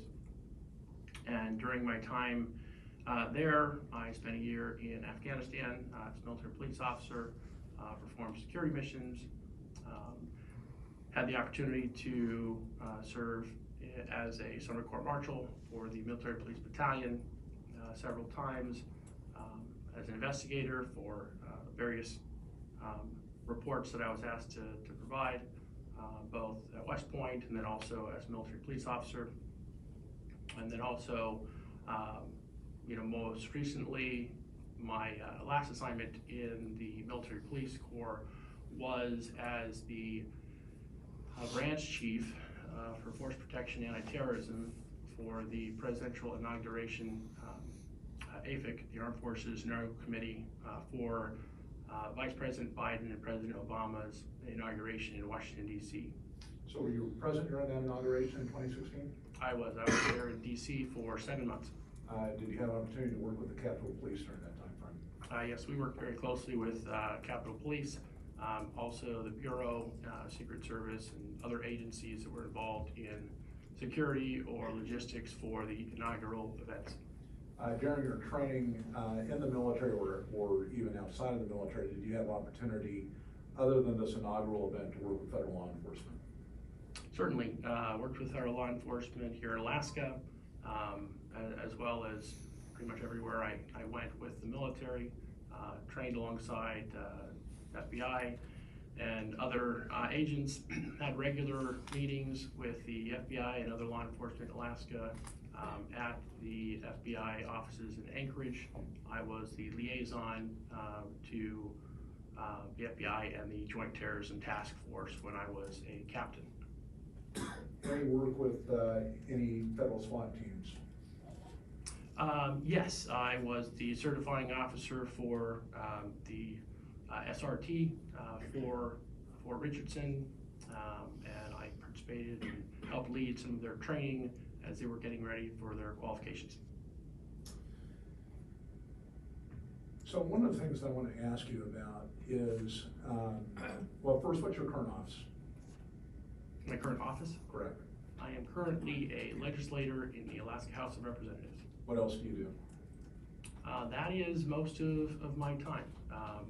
It's probably more time than one person can probably do justice, but we do our best, and my staff and I work very hard. Have you volunteered on any emergency response teams, firefighting teams, anything of that nature? Yes, I'm a member of the Alaska Disaster Medical Assistance Team, and I'm also a certified firefighter here in Alaska, and have worked in hazmat and emergency services. I'm currently an EMT as well. Do you have any siblings that work in the firefighting, volunteer or otherwise emergency medical response groups?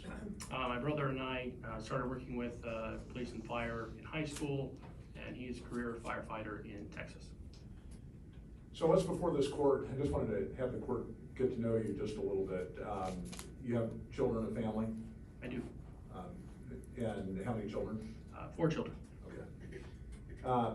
What's before this court is a question concerning your association with a group, Oath Keepers, capital Oath Keepers, entity that was incorporated in Nevada back, I believe, in 2009. I want to ask you first, as we get into this, are you an Oath Keeper? I am. And when you say that you're an Oath Keeper, what do you mean by that? I mean that in 1995, I was required to take an oath of allegiance to the Constitution. I did so, and I maintain my fidelity to that oath.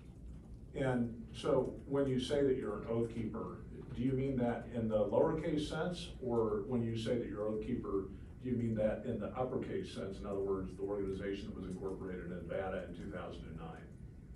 I think both. Certainly I joined the organization, which is a subset of the people who have taken the oath. I find that there are obviously a lot of commonalities between the two groups, and more in common than not. So when you say you took that oath in 1995 and became an Oath Keeper, what does taking the oath mean to you? What is its importance to you? For me, it was a question that I wrestled with before I joined the military. What is the role of the Constitution in our government, and is the Constitution something that is worth swearing an oath of allegiance and loyalty to, or not?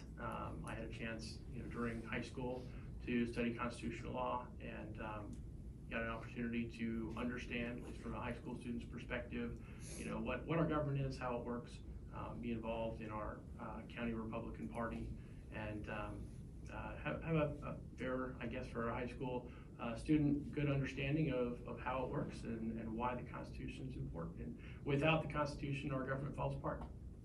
And so in taking the oath to the Constitution, express to the court, I guess, in a little more detail as to why the Constitution itself deserves your oath. Because the Constitution is the supreme law of the land, according to its own language, and from the beginning of the country. In the 1780s, when the Constitution was first being put together, and that hasn't changed since that time. Every legislator, every judge, every president, every vice president, every Supreme Court justice or member of Congress, we are all required to take that oath of loyalty to the Constitution. We're to be reminded in taking that oath that it is not a political party or a political figure or a candidate or even a president that we are to be loyal to. We're first to be loyal to the country and the Constitution, which brought it into existence. As a military officer, that was certainly something we talked about at West Point, and the importance of your fidelity to the Constitution, and it was a required class for all cadets, regardless of your major. You had to take constitutional law, military law, and there was no exceptions. Besides 1995, did you take the oath at any other time? I did. I took the oath when I became a cadet at West Point, when I became a military officer. There's a number of times that I've taken the oath, and it has been something that I have never left.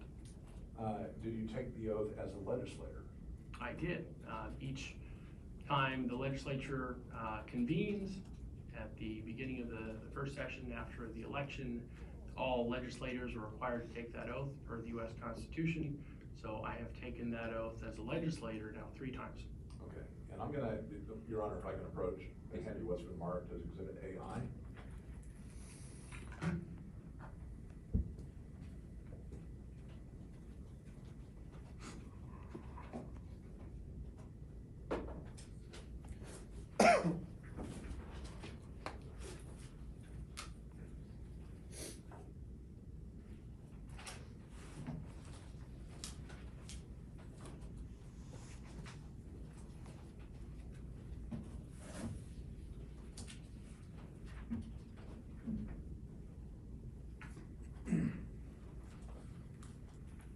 What is that a photo of?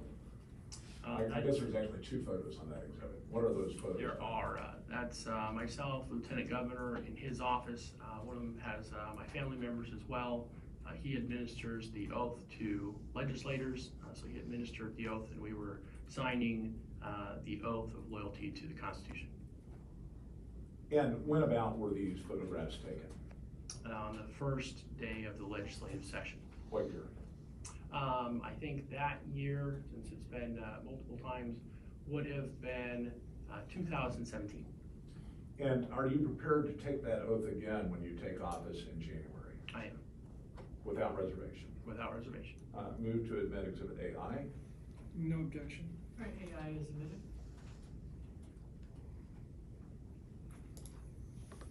So there was some discussion when you were called as a witness for plaintiffs about your decision not to resign from Oath Keepers. And I'm meaning that from the perspective of capital O, capital K Oath Keepers, the organization incorporated out of Nevada. If you provide the court some explanation beyond what you've already told plaintiffs' counsel about why you've not resigned your membership from Oath Keepers, particularly in view of the events of January 6th. Sure. Well, there's I don't remember exactly what I said in the earlier questioning, but I can say that any organization that will assist us in supporting and defending the Constitution is an asset to our country, and I'm glad for them to do that. Glad to have been a part of Oath Keepers since their, not exactly at the beginning, but within their first year of their beginning. And as long as they continue to uphold and support the Constitution, then I'm glad for that, and I hope other organizations will do likewise. I don't think that there should be a monopoly on supporting the oath. I think there should be many, many different organizations who have a similar mission to promote, protect, defend the Constitution, encourage all of us who are in elected office, who are in politics, to be reminded, as we often need to be, that the Constitution should be our first allegiance, and every time politics tries to intrude on that, we should be reminded that the Constitution comes first, and parties and politics can come after that. So when you joined the Oath Keepers, what was that year again? I started looking at Oath Keepers in 2009. The membership certificate I got to January 2010. And when you joined Oath Keepers, what did you know about that organization? What informed you about that organization?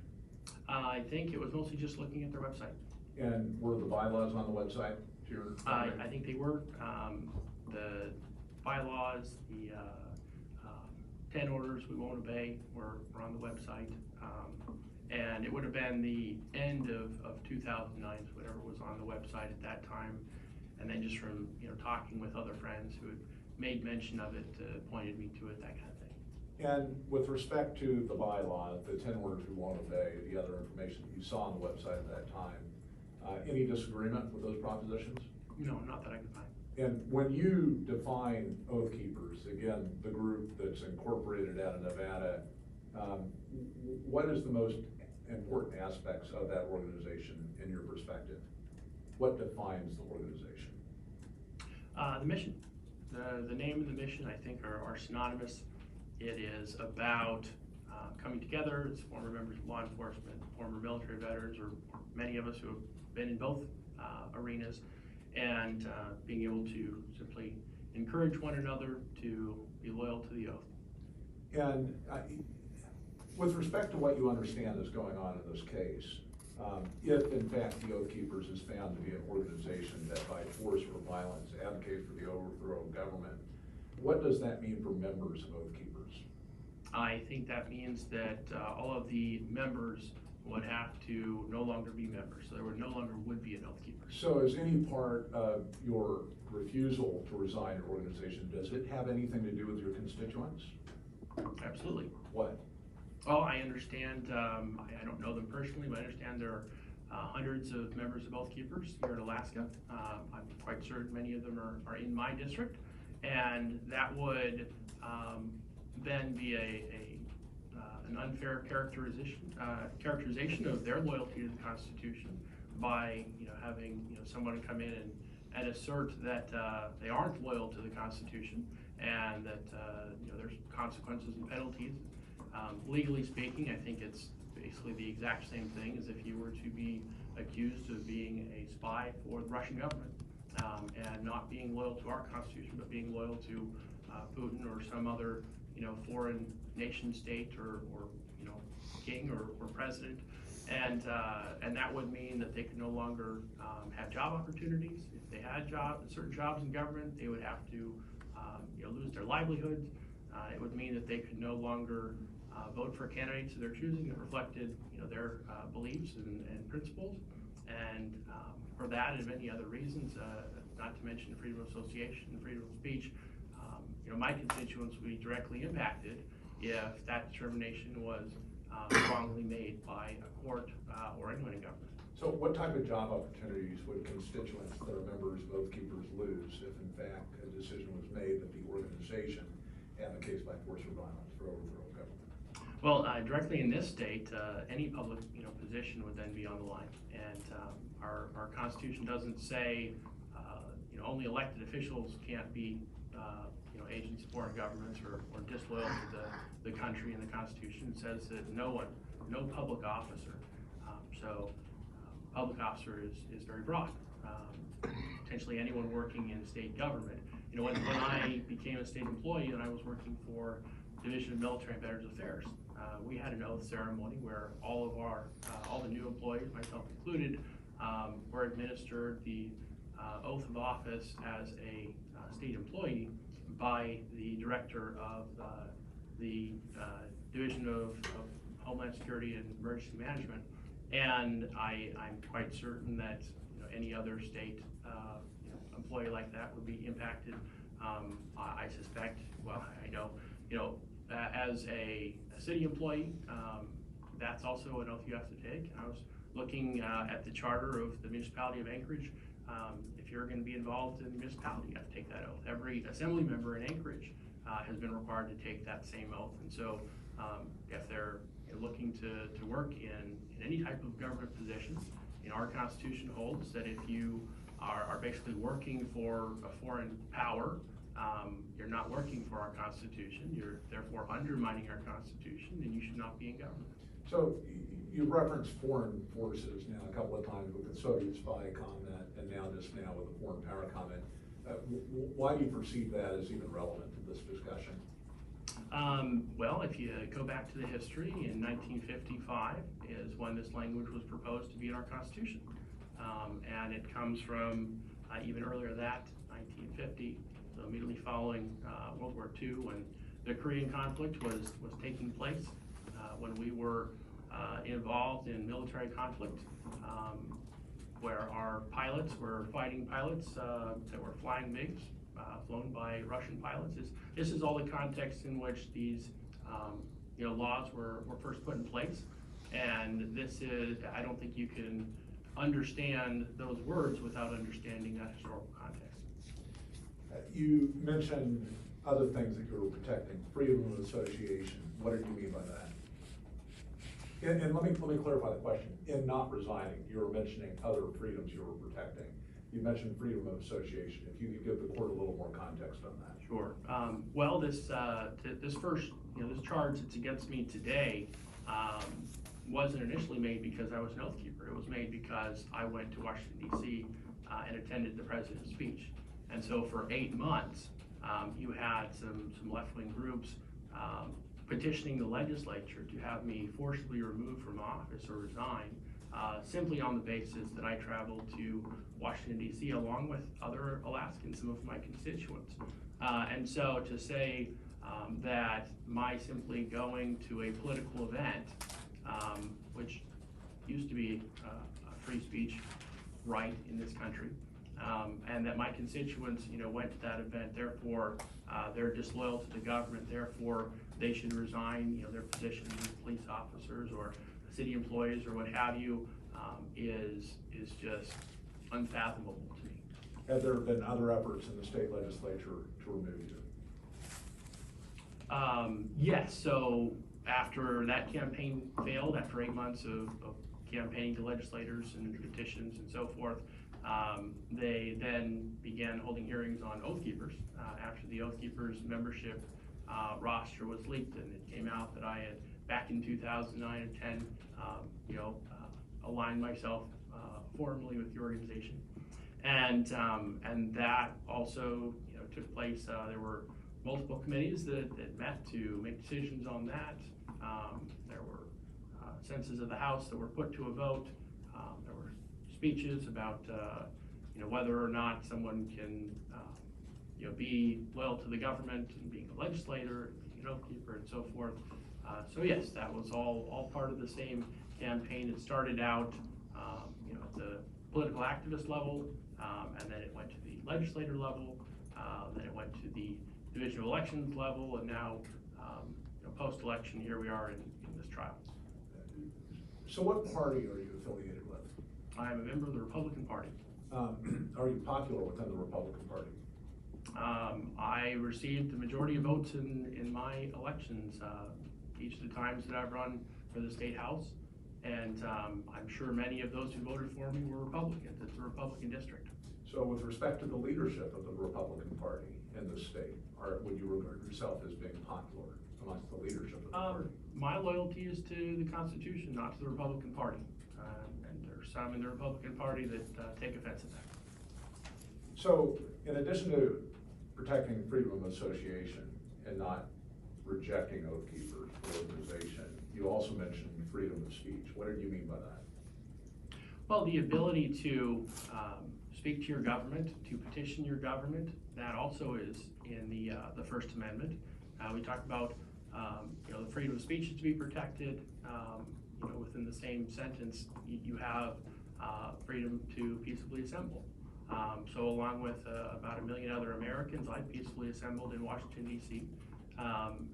Many of us who weren't anywhere near the violence certainly didn't participate in it or support it, and yet you have some of my constituents, in fact, I think everyone who attended, regardless of whether or not they did anything wrong or broke any laws, have been painted with the same brush of being extremists, being violent, being insurrectionists, not having, not deserving a place in society and so forth, certainly not in government, and the ability to publicly make a political statement by attending a speech is part of free speech, and that has been denied certainly to me and others by virtue of placing me, at the risk of losing my election and trying to expel me from office for violating a constitution for literally for 8 months for attending a political event and expressing myself politically that way. With respect to other actions taken against you, you've been characterized as a white supremacist, anti-Semite. Objection relevance. Ms. Miller? Judge, he certainly, given the testimony that's been provided to this court, has an opportunity to respond to that. I mean, it can't be just left out there without any type of response. Before the court is a quote from the Holocaust Museum that he has not had an opportunity to respond to yet. I mean, arguably a very defamatory statement. It absolutely undercuts the credibility of Mr. Lewis. Mr. Lewis, in his deposition, characterized Representative Eastman as an anti-Semite and white supremacist. So it impeaches his expertise, goes to his credibility, especially the way he mischaracterized the article in question. And this is the witness in which it comes. I'll allow a brief line of questioning on the subject, but I didn't find it a particularly important part of the expert's opinion. And so I'll allow a fair response. I think that's fair. You get to ask a few questions on it. But on the whole, it's a subject that we should move on from. Judge, with all due respect, I'm not trying to argue with Your Honor, but unless you're rejecting Mr. Lewis's report as a whole, this needs to come in because and it's more than just a tangential issue. That expert characterized my client as a white supremacist and an anti-Semite based upon a mischaracterization of an article and then these completely unsupported statements that Representative Eastman had done certain things, which if in fact those things aren't true, I think it undercuts the entire credibility of the expert. I'm gonna allow you to ask the questions. Okay. So you get to ask the questions, but we can't spend a lot of time on it. Understood. Are you familiar with the article? Well, let's just start first. Where did the Holocaust quote come from that Mr. Lewis was discussing when he characterized you in the light of being a white supremacist and anti-Semite? That came from the Holocaust Museum in Washington, D.C. that my wife and I visited when we were there last year. And how did he become aware of that you had anything to do with that quote? Oh, I couldn't tell you how he became aware of it. I tell you that I wrote an article and I included that picture in my article for context. Okay, I'm going to hand you what's been marked as Exhibit AN out in November. I guess first maybe the question ought to be, just the elephant in the room, are you a white supremacist? No. Are you an anti-Semite? No. Have you ever sponsored legislation which would be characterized properly as pro-Israel? Yes. What have you sponsored? I think the nomenclature was House Bill 394 in this last legislature, which is still currently in office. Okay. And looking at Exhibit AN, again, the court doesn't want us to belabor this too long. Where does the picture in question appear with you beside a Hitler quote? On page 7. So there have been a number of writings presented to the court from you. The article that we just heard about, again, regarding the vote and Jeffrey Epstein being in the title. This is another article. Why did you write this particular article and when did you write it? Say the date on the article is October 6th, 2021. This was following up on what President Biden had said in his speech, where he was strongly encouraging all Americans to be vaccinated. He was expressing that he was personally running out of patience with those who had not been vaccinated. And what was his quote that was of concern to you regarding him running out of patience? Yes, well, when he spoke to the American people in that context, he wasn't speaking as an elected leader. He was speaking at something that seemed much more sinister and reminded me of a quote that Adolf Hitler himself had made. And did you think it was appropriate to draw the parallel because of that? I think if we don't draw these parallels, then we are at greater risk of repeating the atrocities of history. And was that the reason that you wrote this article? Yes. And is there anything in this article at all, in reviewing it, that you think could be characterized as anti-Semitic? No. Why the picture of you next to the Hitler quote on page 7? So this is as you're leaving the Holocaust Museum or very close to the end. It's because of the last line where Hitler is quoted as saying, "Who, after all, speaks today of the annihilation of the Armenians as he is himself getting ready to initiate the Holocaust. And why was that important to you? If you understand the context of that, it had been, not even roughly 20 years since the Armenian genocide. And those in Germany at the time, Hitler himself, took note of the fact that the world was not outraged. In fact, few people 20 years on even remembered that it had happened or acknowledged it. And Hitler took that as license to begin his atrocities. And so you were concerned about Biden's speech where he's losing patience. You drew the parallel to the speech from Hitler, where he also used similar terminology of losing patience. What also concerned you about what happened with the COVID restrictions and mandates that gave rise to this article? Objection, relevance. Mr. Miller? Just a broader context, and this is it on this article. I'm not going any further after that. All right, one more question on it. So there were many things that concerned me. I highlight them in the article, at least some of the main ones, where the president is speaking, again, not as an elected leader, encouraging people to make up their own mind. It is now the president ending his speech by, instead of saying God bless America, he's saying get vaccinated, after moments before saying, hey, I'm running out of patience. The implications being I'm going to make you do this. In the context going into the speech, I think up until that speech, as a candidate, as president, Biden had always said, very clearly that vaccines will always be optional. There will be no, coercion. He himself wasn't going to be taking it unless he had all the safety data, and it was very transparent. He could ask questions and so forth. And yet on this day, you saw a complete about face. And now you have the beginning of the mandates and the coercion and requiring people in the military to be vaccinated, whether or not it's going to help them medically or whether or not it was going to destroy their health. And there was, in this speech, there was no acknowledgement towards the right of Americans for conscience, or medical freedom, or the ability to make up your own mind. Now you have a government leader echoing and beginning to go down the very same road that we saw in Nazi Germany. I'll move to admit Exhibit AN. I don't, excuse me, I don't believe AN is relevant to any issue in this case, but I suppose I don't have an objection to it coming as. So it's admitted. Thank you. So I'm going to ask you some questions about the overthrow of government, but first I think it might be helpful for you to explain to the court what at least you perceive government to mean.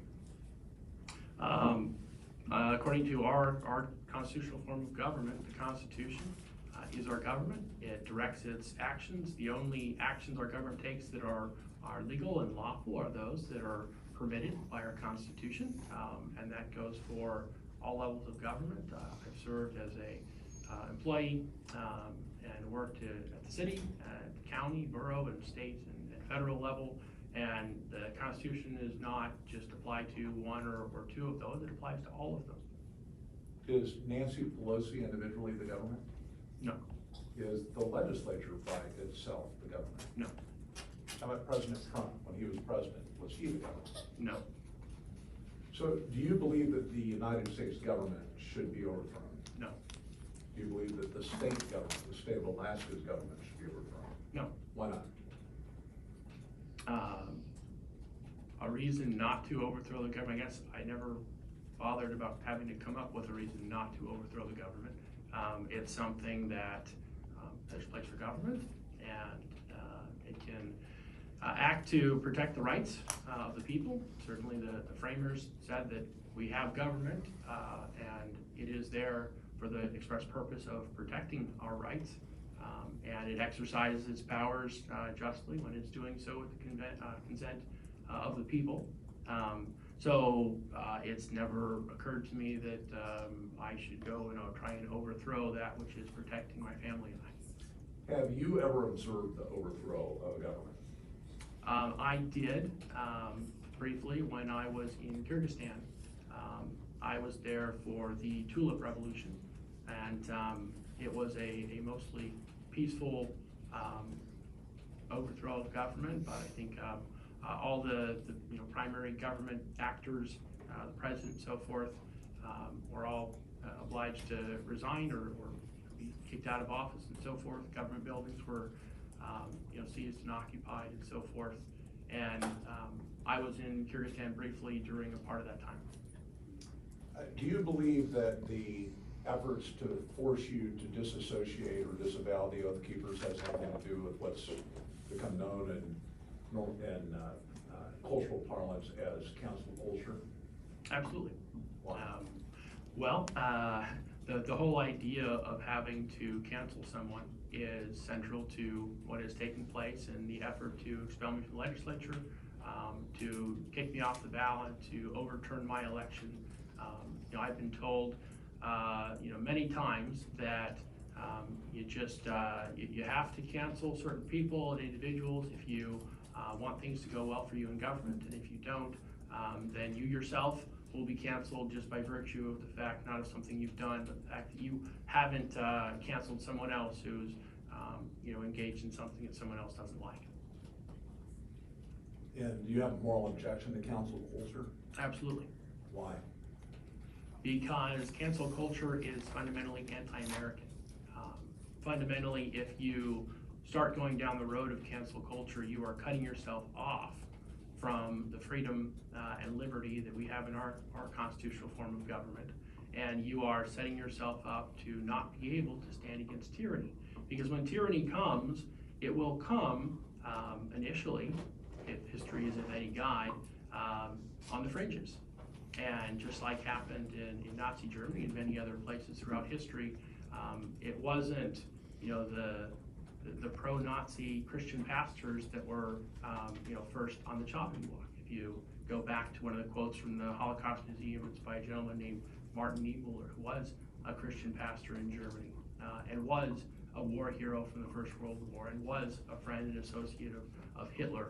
And he was the one who said, first they came for the socialists, but I wasn't a socialist, and I did not speak up. And then they came for the trade unionists, and I was not a trade unionist, so I did not speak up.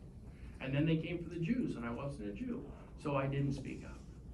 And then they came for me, and there was no one to speak up for me. And he ended up in a concentration camp, even though he was a well-known national figure, a war hero, had sworn the oath of loyalty to Hitler and the whole 9 yards. Even he came to be, one of the ones that was taken away. And he looks back and he says, wow, if we had stopped the cancel culture at the beginning, at the outset, if we had protected the rights of the socialists, which he had no affinity for, he was never a socialist, it wouldn't have helped him politically to defend their rights or to keep them from being put in concentration camps. But he recognized, and I think we all should as Americans, that if you don't recognize the political rights of free speech, petition your government and so forth, of even your political enemies, then if their rights are subject to abuse, then your rights are also subject to abuse in the same manner. I think Albert Einstein said it best when he said the strength of the Constitution lies entirely in the determination of each citizen to defend it. And of course, he's speaking in the same time and era in which this, Article 12, Section 4 of the Alaska Constitution is being written. And he's talking about what he is observing in government and McCarthyism and lack of academic freedom and so forth. And he sums all that up by saying, if we, each of us as individuals, don't defend each other's constitutional rights and don't stand up to things like cancel culture, then all of us will be equally at risk of being canceled. It's just a question of one time or another. Just to finish, I would say Winston Churchill said it well when he said, an appeaser is someone who feeds the crocodile and hopes it'll eat him last. And that, I think, is cancel culture. Does that have anything to do with why you joined Oath Keepers? Absolutely. Yeah, or why? There are, those in society who stepped forward to serve in the military, to serve in law enforcement, to serve in public office, and who have done so, not because, they want fame and fortune or anything like that, but because they believe in our form of government, they believe in the Constitution, they're willing to let their time and fortunes and sacred honor and families and marriages and wealth and so forth, they're willing to put that on the line because the liberties that are guaranteed in our Constitution are worth that level of sacrifice and dedication. So, at some point in your education, you referred to a constitutional law class you took at West Point, for example. Did you come to learn the importance of individual action with respect to the oath and the Constitution? Yes, that's very much what was essential teaching at West Point. We were required, each of us, with the expectation that we would go into the military, we would be potential leading soldiers in combat situations, so forth. We were instructed on what the Geneva Conventions were, what the laws of war are, what our Constitution permits and doesn't permit. And the oath that we took was to each of us as individuals to determine that if an order we received was in violation of the Constitution or some other law of war, that we were duty bound and morally obligated and legally obligated to say no and not to do it. And were examples given in your military history class and or the constitutional law class? Certainly. Of examples where, in fact, there were unconstitutional orders issued and examples of what happens when those orders were not followed? We had examples of that. We studied the My Lai massacre. There were other examples from Vietnam that we went through during our classes. And so, I didn't live during the Vietnam era, but some of the lessons are certainly there for us today.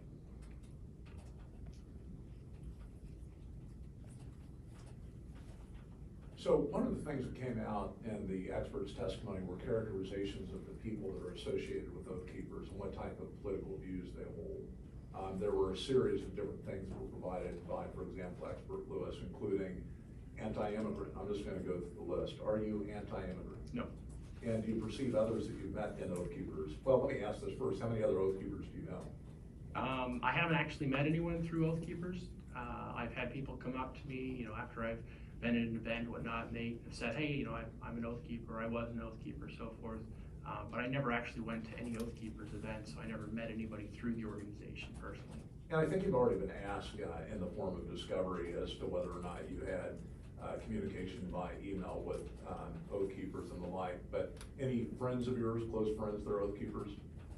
I can't think of anyone right now. I know there are other elected officials I've interacted with at different events who are acquaintances, and we might loosely consider each other friends, though they're in other states and I don't interact with them regularly. Okay, so I'm not going to have you speak for other Oath Keepers, but for you yourself, do you consider yourself to be anti-immigrant? No. What's your perspective of immigration? I think having individuals come to America to flee persecution is a good thing. We should be in the business of standing against persecution. Being able to come to America to seek asylum, I think is fundamentally American. Being able to come to America and provide skills to our nation, whether serving in our military or contributing to our society in some other fashion, I think those are all very good things that I hope will continue. And we've already touched on this a little bit under Mr. Martin's testimony, but your perspective of vote fraud and vote integrity. Voting integrity is fundamental to our government, which is built on the consent of the governed. And if the people don't have the ability to offer consent or aren't convinced and don't have confidence that their consent is being honored in an election, then we are at risk for violence as a society. You have people who have less reason to invest their time and their efforts in our government and on improving that and on reforming that and making sure that the policies that are coming out of our government are good and are reflecting of what the people want. So that's kind of a second, I guess, characterization that one of the experts provided of Oath Keeper. The third is that Oath Keeper members believe in conspiracy theories. Do you regard yourself as a conspiracy theorist? No. How about the idea that globalists are conspiring to take away the freedoms of Americans? I would say there are many forces at work conspiring to take away the freedoms of Americans. And if your loyalty is not to the Constitution, then you might fall into that camp. And what type of things do you see as, I mean, besides, again, what you've already testified here about this morning, what do you see as some of the forces that are working to take away the freedoms of Americans today? There are very few countries that I would not put in the category of looking after their own interests at the expense of Americans. Certainly Russia is in that category, but I don't know of any other country that isn't looking after its own interests.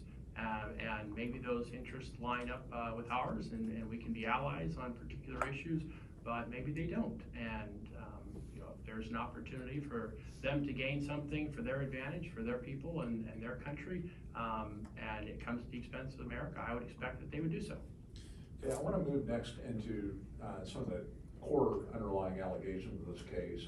Both of the experts that were called by plaintiff's witnesses, both of the expert witnesses were called by plaintiffs stated that Stewart Rhodes is an extension of the Oath Keepers. I think the actual words are, so I get this quote right, Oath Keepers is an extension of Stewart's will.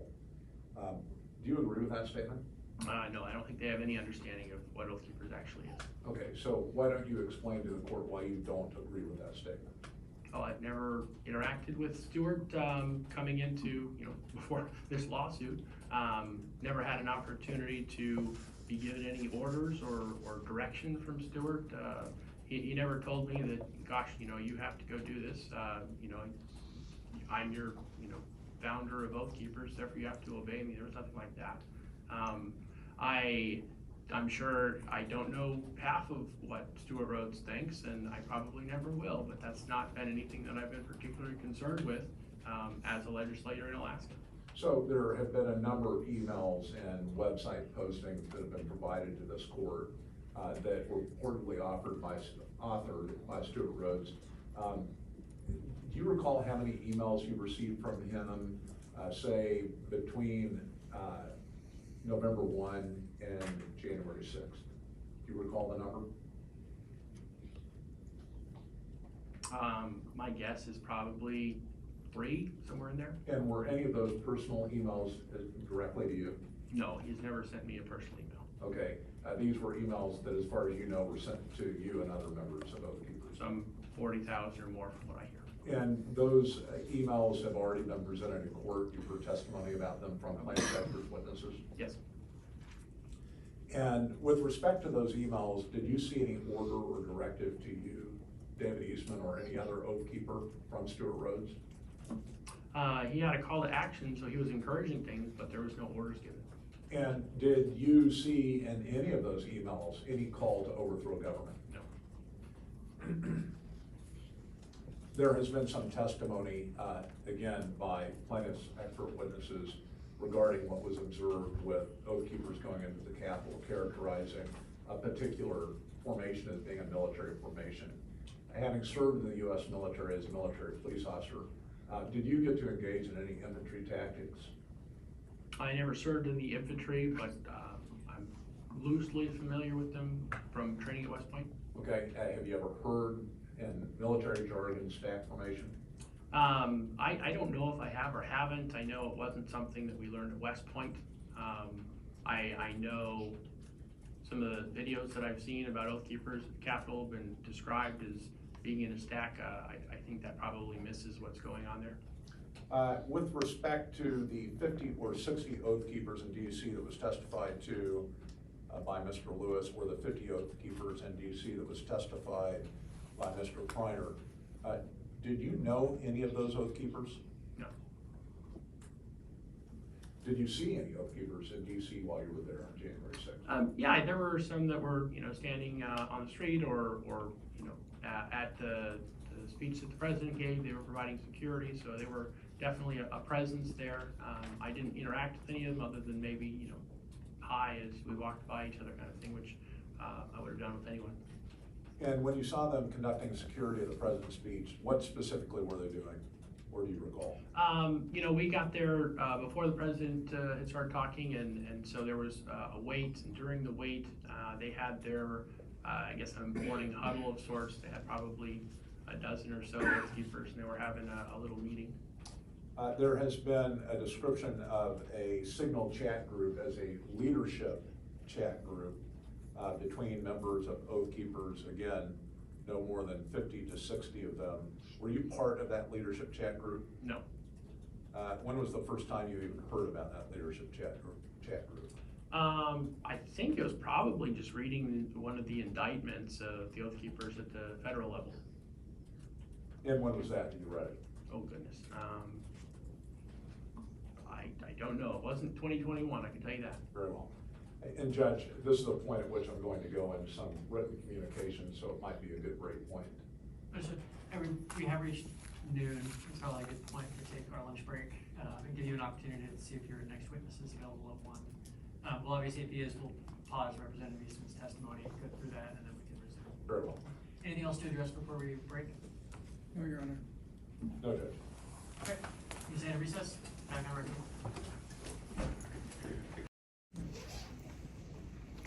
All right, my fellow Alaskans, thank you guys all for being here today. This is day 6 of the Kowalki versus Eastman case. Very interesting today, getting to listen to the different people giving testimony and what they have to say. You know me, I would go into details, but you know, if things can be used against you, and I'd rather have them used against me at a later date than here in this room. Please like, share. You can find this current video on Twitter, YouTube, Facebook at Politadick and Politadick Unfiltered. It will be on Rumble within the next few hours or so. The last one was within 3 hours after broadcast it was there. Hopefully this one will be too. Go and subscribe to Rumble as soon as we reach 100 people there. We won't have to wait for it to mitigate over. We can just live stream directly to your support. Your subscription will make that happen. Make sure to click that bell to be notified. No, YouTube is doing a phenomenal job. Facebook decides who they want to receive notifications, at least on my end. I am hearing different results from other people, but as running a business page like I do, not a personal page, it really does reflect on the notifications that they give out depending on what you are doing. Thank you again for all being here. We will be back at 1 o'clock today. That is 1 o'clock today. Stuart Rhodes is supposed to be the very first person taking the stand. I'm crossing my fingers we can get microphones up and running so we can get slightly better sound than what we have right now, but they do have some sort of electronic interference in the room that is knocking the main mics out. So from what I'm hearing, we're doing great for sound, but it doesn't. I know we can do better if we could get the main microphone system up and running, but again, there is something in the room that is knocking it all out. Stuart Rhodes, founders of the Oath Keepers, president, is going to be taking the stand at 1 o'clock. We believe he's going to be just telephonically only and no video attached to it, but we will be the first breaking the news out there. Something that nobody else mainstream has not been able to get is live testimony in a hearing with Stuart Rhodes in it. And this will be opportunity for all of Alaska and all of America to hear firsthand from someone directly involved who has been indicted under the capital hearings that are going on. And you can definitely find out the facts of the matter, uncensored, uncut, right here at Politadick. Again, like, share. See you guys all back here again at 1 o'clock. Thank you all for being here this morning, and we'll see you later this afternoon.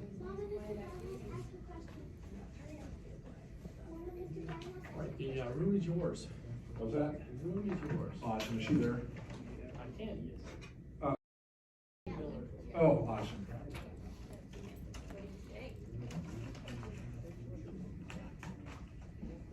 Very good, Nazi.